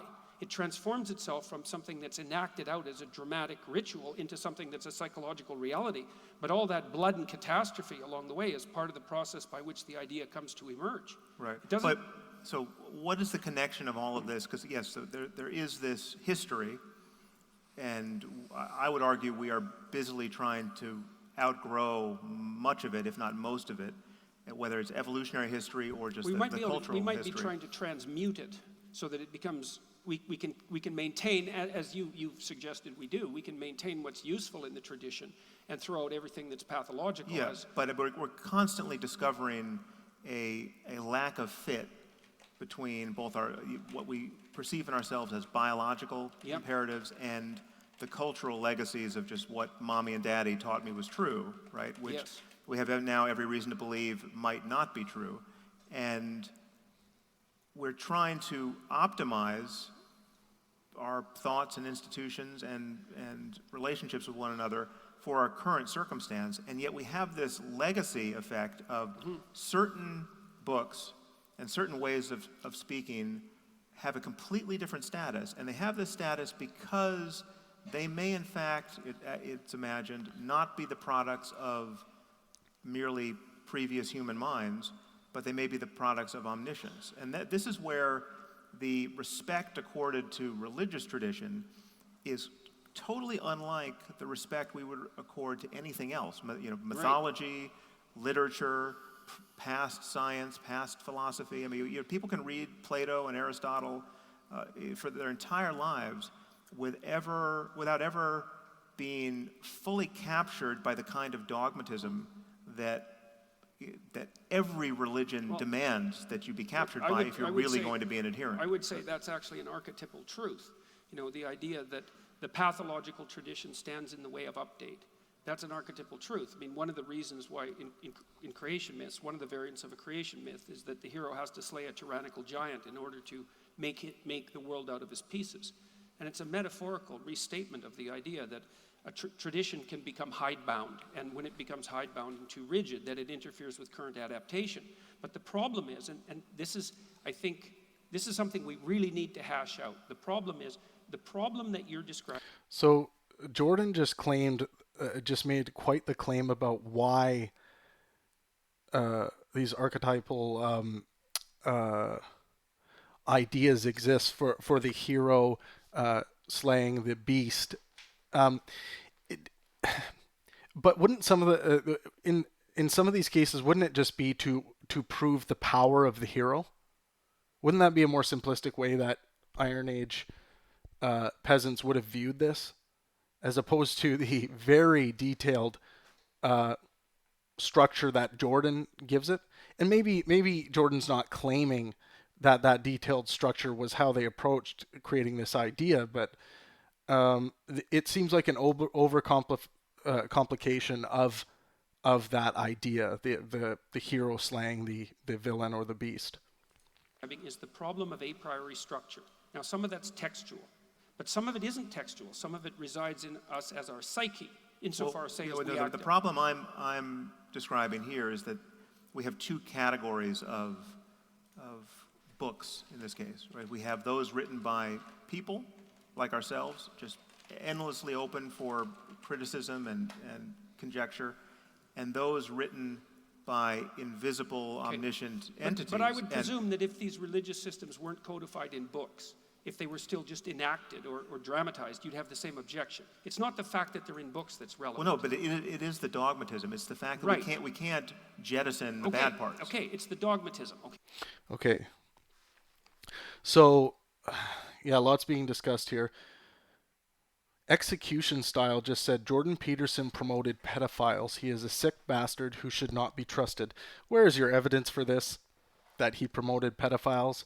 And did he promote someone that was later unveiled to be a pedophile that Jordan didn't know of?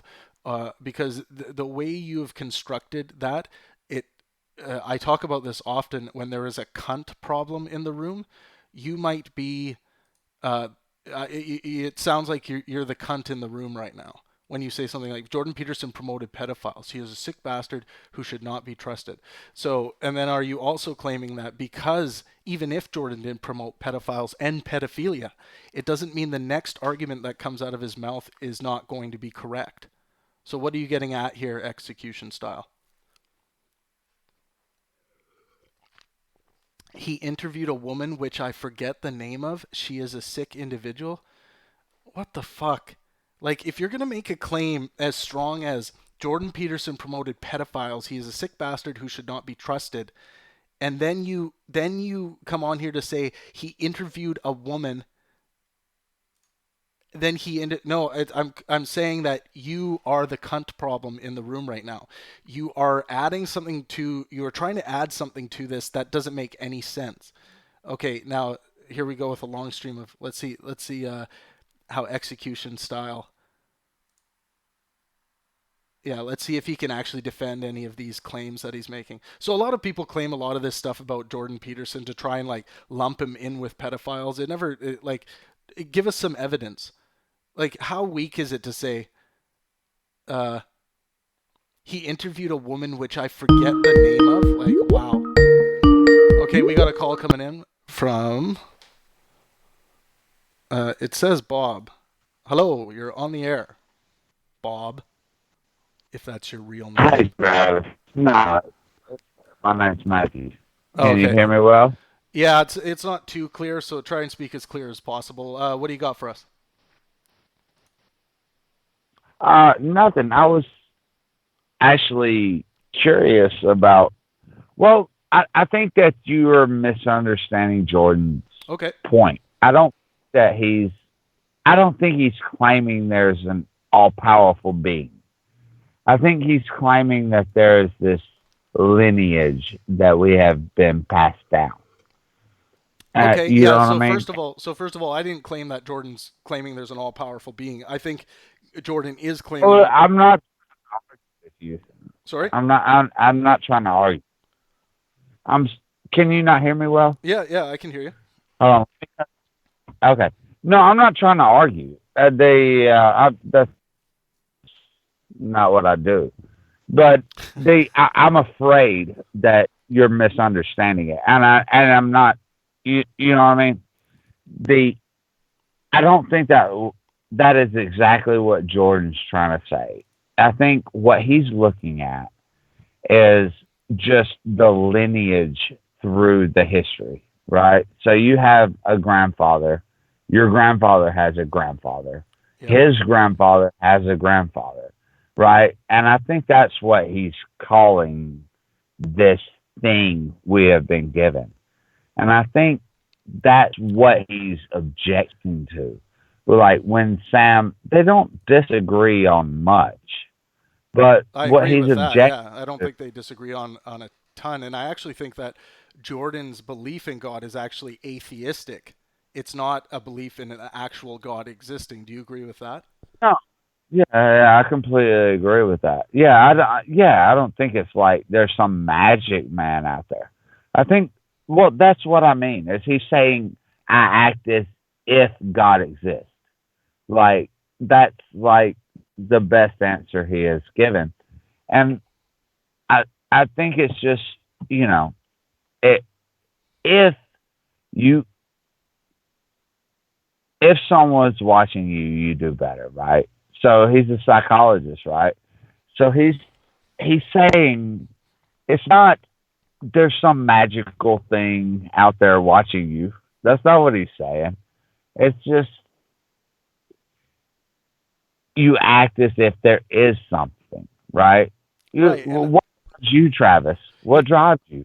What pushes you forward, right? Well, I would say, I would make the argument that we have a pleasure drive inside us that actually dictates everything we do, and what we. Yeah, I would agree. Yeah, I would agree. and what we do is basically just the chemical processes that drive us towards the next potential pleasure. You would go that far? Oh, wow. Man, well, I mean, I would find it hard to argue with that, but man, like, I understand how that can seem like a bleak existence to many, but yeah, it does. Like just everything's predetermined by your chemicals, like just everything. yeah, Mm. I actually just think that that is the actual truth of what's going on, I and mean, it may be, yeah, but but it doesn't make anyways, me happy to think that way. You know, it's the same thing. It's the same as acting if God exists. You know, what leads to a better life? What makes you feel better? And you could be right. I'm not saying you're wrong, but what? Jesus Christ! Everything's. And if you want to go to the quantum scale, we could do that. But but do you really want to think that's it? You really let's have not no free will. let's not get Really into have no free will, and you're just stuck. And me and you are stuck. We were talking together. We're talking to each other right now since the day we were born. And right. this is the way the electrons were spinning. It's I had to. doesn't Okay, I'm gonna let you go. I really appreciate the call, and I don't want to get into quantum theory right away, but thank you, Matthew, so much for calling. you really jumping off of me? Yeah, I'm gonna jump off on you, but please call again.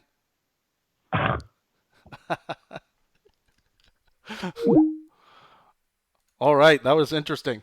Um, so,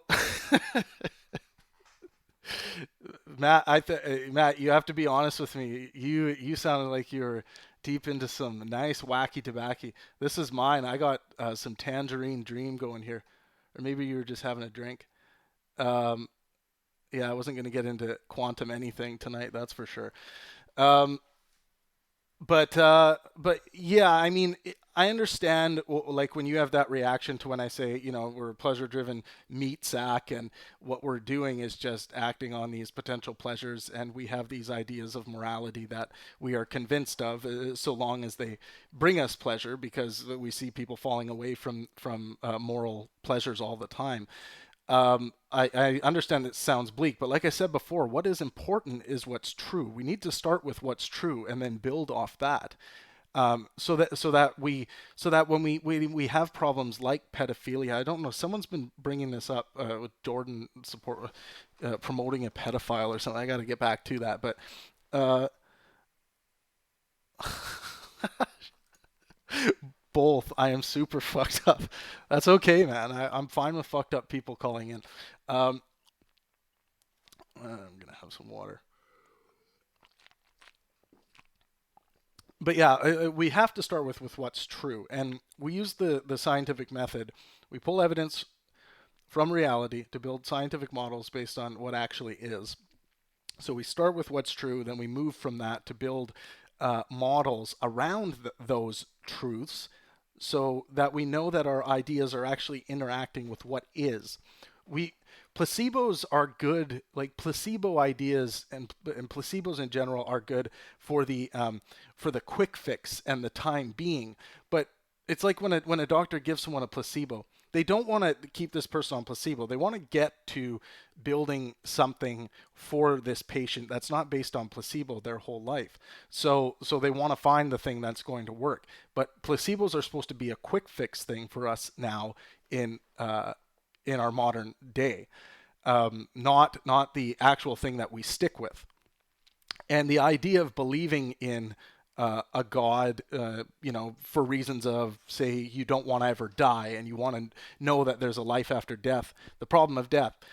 That is a placebo belief. We have no evidence to believe that there is any afterlife. So I think it's more enriching to live your life believing as many true things and as few false things as possible. And when I'm talking about true and false, I'm talking about scientifically, the way we understand everything, the way we create jets, fuel, the way we do better agriculture, the way we create substances, medicine, a lot of stuff that gives us a lot of pleasure. So just because determinism is what is, which I believe it is, based on the evidence, it doesn't mean that our lives can be any less pleasurable or meaningful. uh, so the social fract brick. I'm not saying that is exactly a summarization of what you just said. I'm just branching off from that and having a thought about life in general when you start throwing your lot in with what actually is. Okay, I gotta get back to execution style. When I say cunt problem, when you start off by saying something the way you did and then you follow it up with absolutely no evidence, that's having a cunt problem in the room.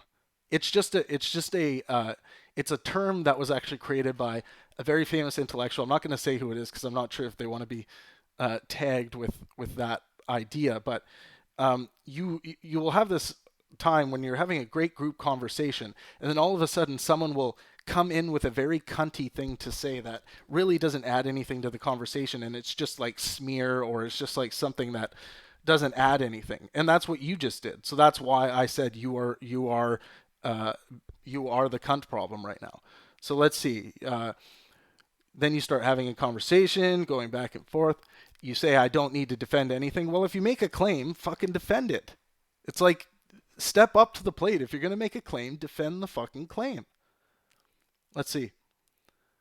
Let's see what else she has. She wrote books about it, promoting this very thing. So some woman wrote books promoting pedophilia. So the fact I forgot a name makes my claim not relevant. Yeah, I mean, you have to bring evidence to the table if you're going to make a claim, especially a claim like that. That's a pretty extraordinary claim in this circumstance. So yeah, you gotta bring evidence, dude, or gal.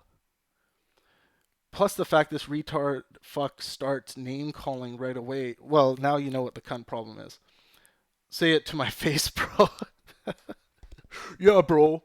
Well, I mean, technically we could step on the ice, and within the rules of hockey, we could duke it out.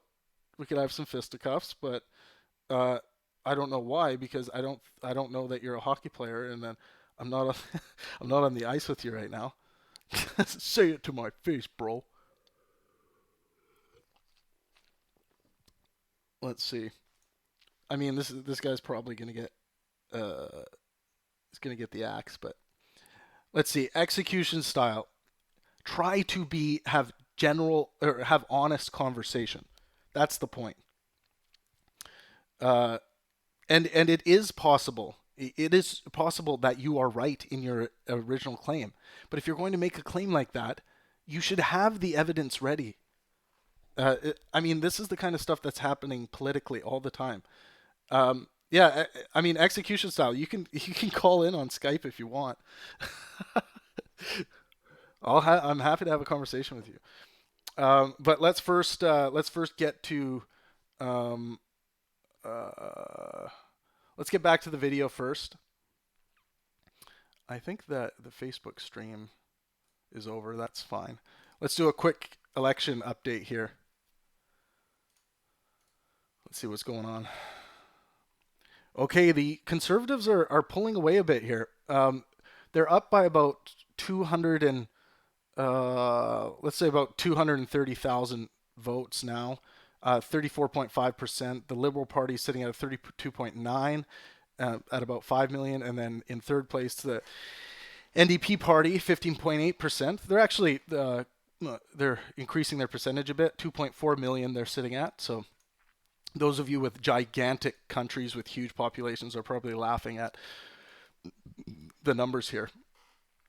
Okay, execution style. Again, my problem is so many people are sleeping with the real truth info out here on YouTube. What?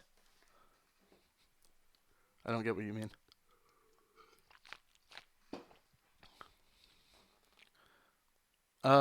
KG. So theory is the highest achievable goal in science. To have a theory, an accepted theory. Like the theory of evolution, theory of gravity. You can't improve upon that in science. This idea of just a theory, I'm not sure if that's exactly what you're getting at. I'm kind of saying this generally. But yeah, theory is the highest achievable goal. Let's see. Okay, let's get back to some video here. Let's do another 15 minutes of this video. We'll chat a little more, and then I think that'll be it for this live stream.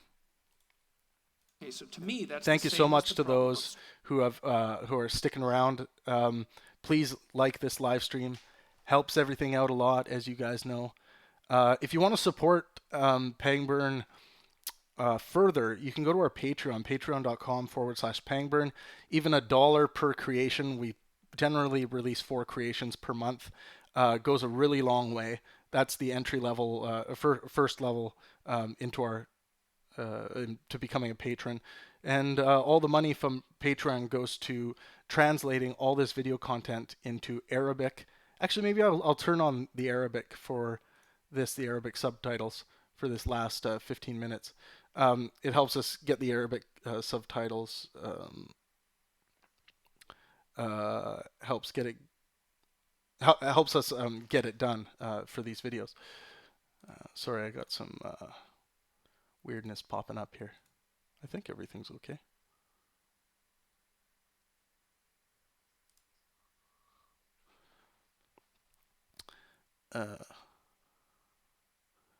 Okay.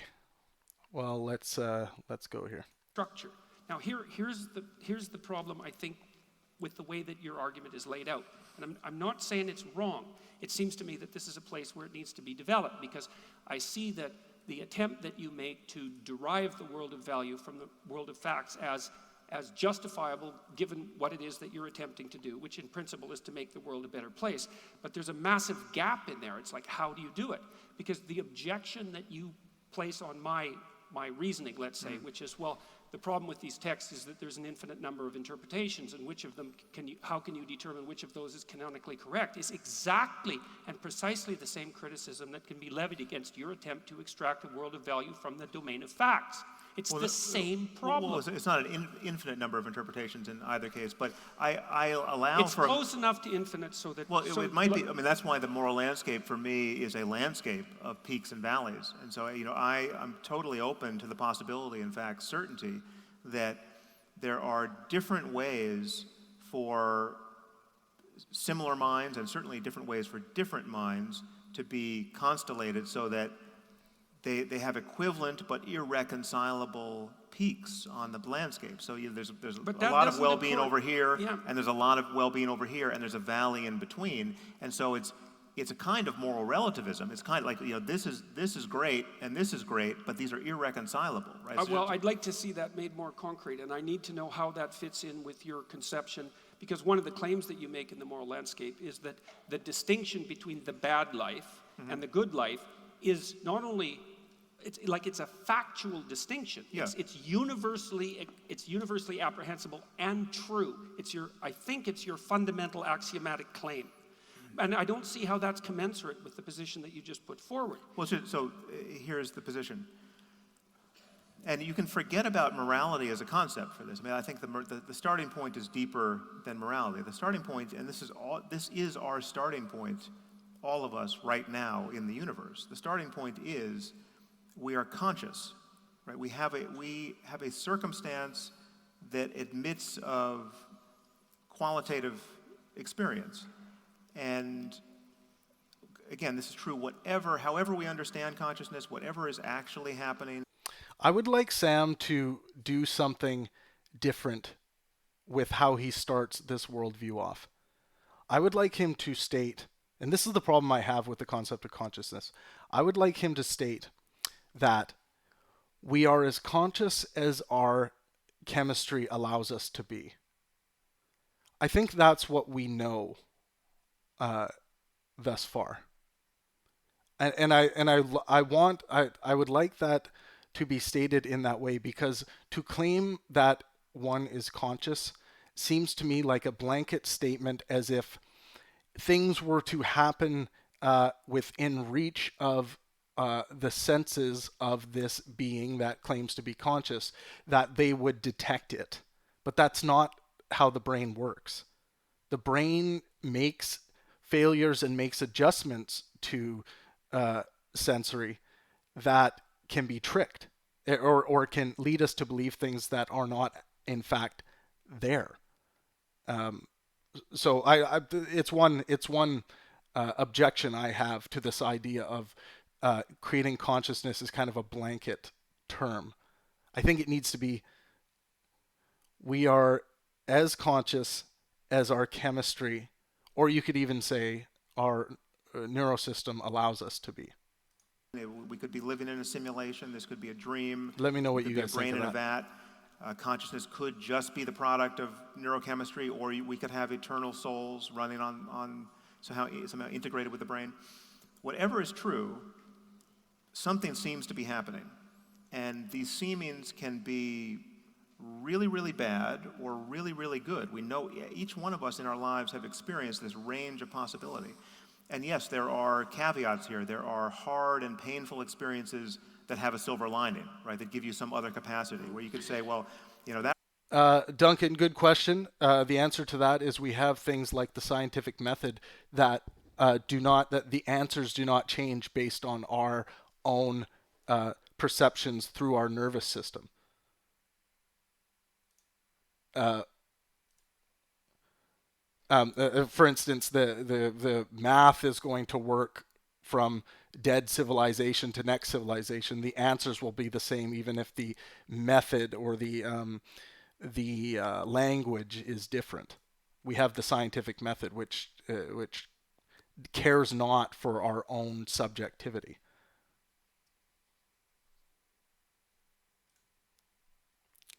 That really sucked, but I'm a better person for it, right? And we can understand what it means to be a better person for it in terms, again, of this range of experience, which I'm calling, subsuming all of this, the positive end of this as well-being, which is to say that I'm a better person for it because now, having endured that ordeal. This is a great summarization of Sam's position on morality, by the way. I love how he puts this here. I am capable of much greater compassion, or I appreciate my life more. The cancer made me a better person. Now that I'm cured, I value each moment of life more than I ever did. All of these claims are intelligible within a context of an open-ended context of exploring this space of possible. Chris DeMarco says, execution style, say a coherent statement about what you are here to say, and then I'll stop being a shithead mangina. Oh my God, shithead mangina. I think there should be a picture of my face blown up on a t-shirt that just says shithead mangina across from it. My haters would buy it, and I think my fans would buy it too. Oh, I love it. Experience. So what I'm saying is forget about morality, forget about right and wrong and good and evil. What is undeniable is that what we have here is a navigation problem. We have a space of possible experience. And again, this is not just a human problem. This is a problem for any possible conscious mind. We have a space of possible experience in which we can navigate. And things can get excruciating and pointlessly horrible, where there are no silver linings. And this can happen individually in some episode of madness that never ends. If there really is a Christian hell to go to, well, then it's going to happen to me after I die, right? Given what I've said on this stage. And so it matters who's right. Obviously, if I knew that an eternity of fiery torment awaited somebody who didn't make the right noises about one faith or another, well, then it would only be rational to make those right noises, right? So it's my bet. I'm placing a bet on certain pictures of reality being wrong. But the reality is we're navigating in this space, and morality and ethics are the terms we use for how we think about our behavior affecting one another's experience. So if you're in a moral solitude, if you're on a desert island, or if you're alone in the universe, morality is not the issue you need to worry about, but well-being still is an ever-present issue. It's possible to suffer, and it's possible to experience bliss and perhaps something beyond that. And the horizon in both directions is something we'll never fully explore very likely. I mean, we don't know how good things can get, and we don't know how bad they can get, but that there's a spectrum here is undeniable. And I would say that my moral realism simply entails that we acknowledge that it's possible not to know what you're missing. It's possible to be living in a way where you are less happy than you could be and not to know why, right? And just not have the wisdom to make the changes. And that matters. If anything matters, that matters. And it matters to us individually, and it matters to us collectively. And that mattering subsumes everything we can intelligibly want in this domain of value. And so again, it's the cash value of any value claim is in the actual or potential change in consciousness for some conscious system somewhere, sometime. And that's my claim. And that's. Can I try to get? I would like you each to clarify something.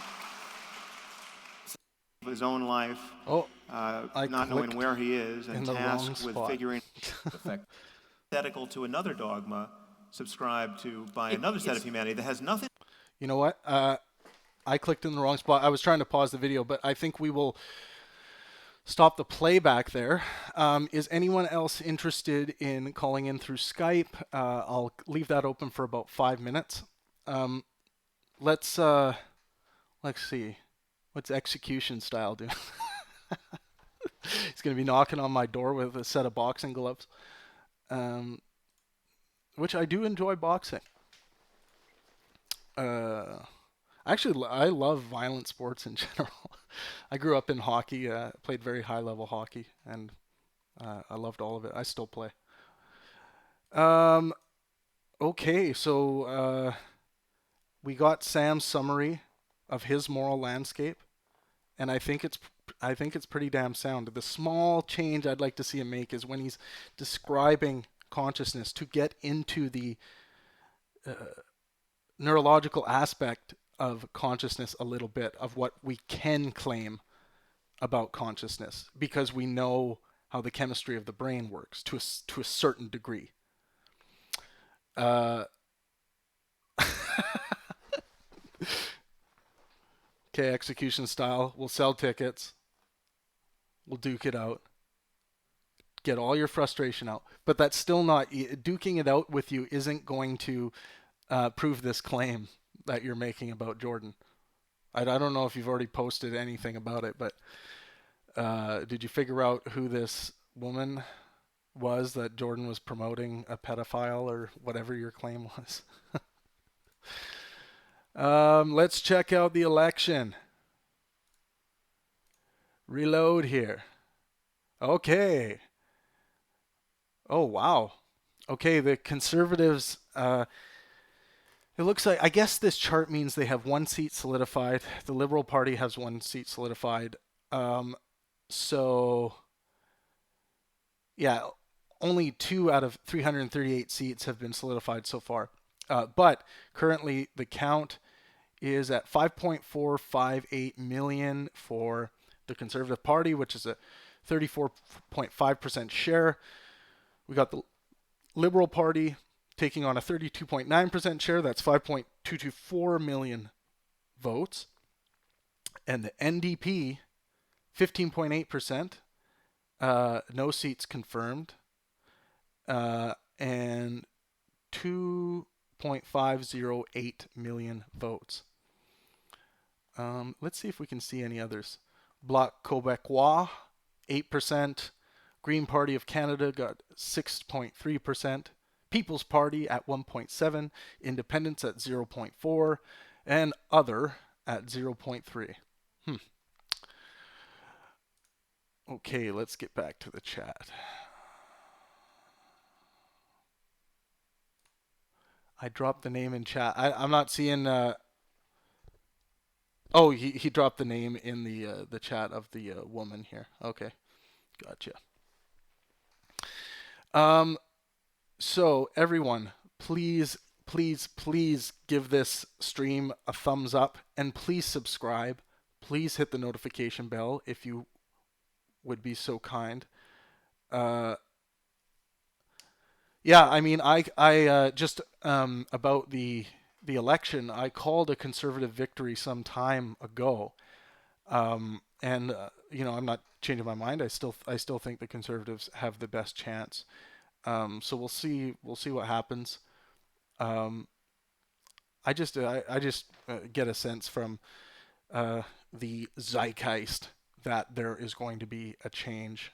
And I don't mean I'm going like this and just listening to the air, but from what my readings and the way certain influential people are speaking about this, I think there's going to be a lot of swingers jumping over into the conservative voters delegation for this election. But I could be wrong. It's going to be very close, I think. Um, Please go over, follow me on Twitter. That's where all the crazy shit happens. But all of our conversations happen over on Facebook. Uh, Facebook.com/PangBurnInspire. That's where all of our conversations happen. I really appreciate you guys coming by and engaging in this live stream, in this watch party. These are a lot of fun for me. I love re-exploring these events. Brings back a lot of memories, gives me a lot of new ideas for some new events. And what else? No, and I think that's it. I will be announcing soon. It might be tomorrow, it might be the day after the next watch party, but I hope to see you all there. And again, come armed, ready to chat with me through Skype or through maybe WhatsApp, whatever. Maybe I'll have both apps open. But yeah, I just really appreciate you guys coming by and watching with me today. I'm gonna show that. And yeah, in closing for tonight, let art and science inspire. Thank you.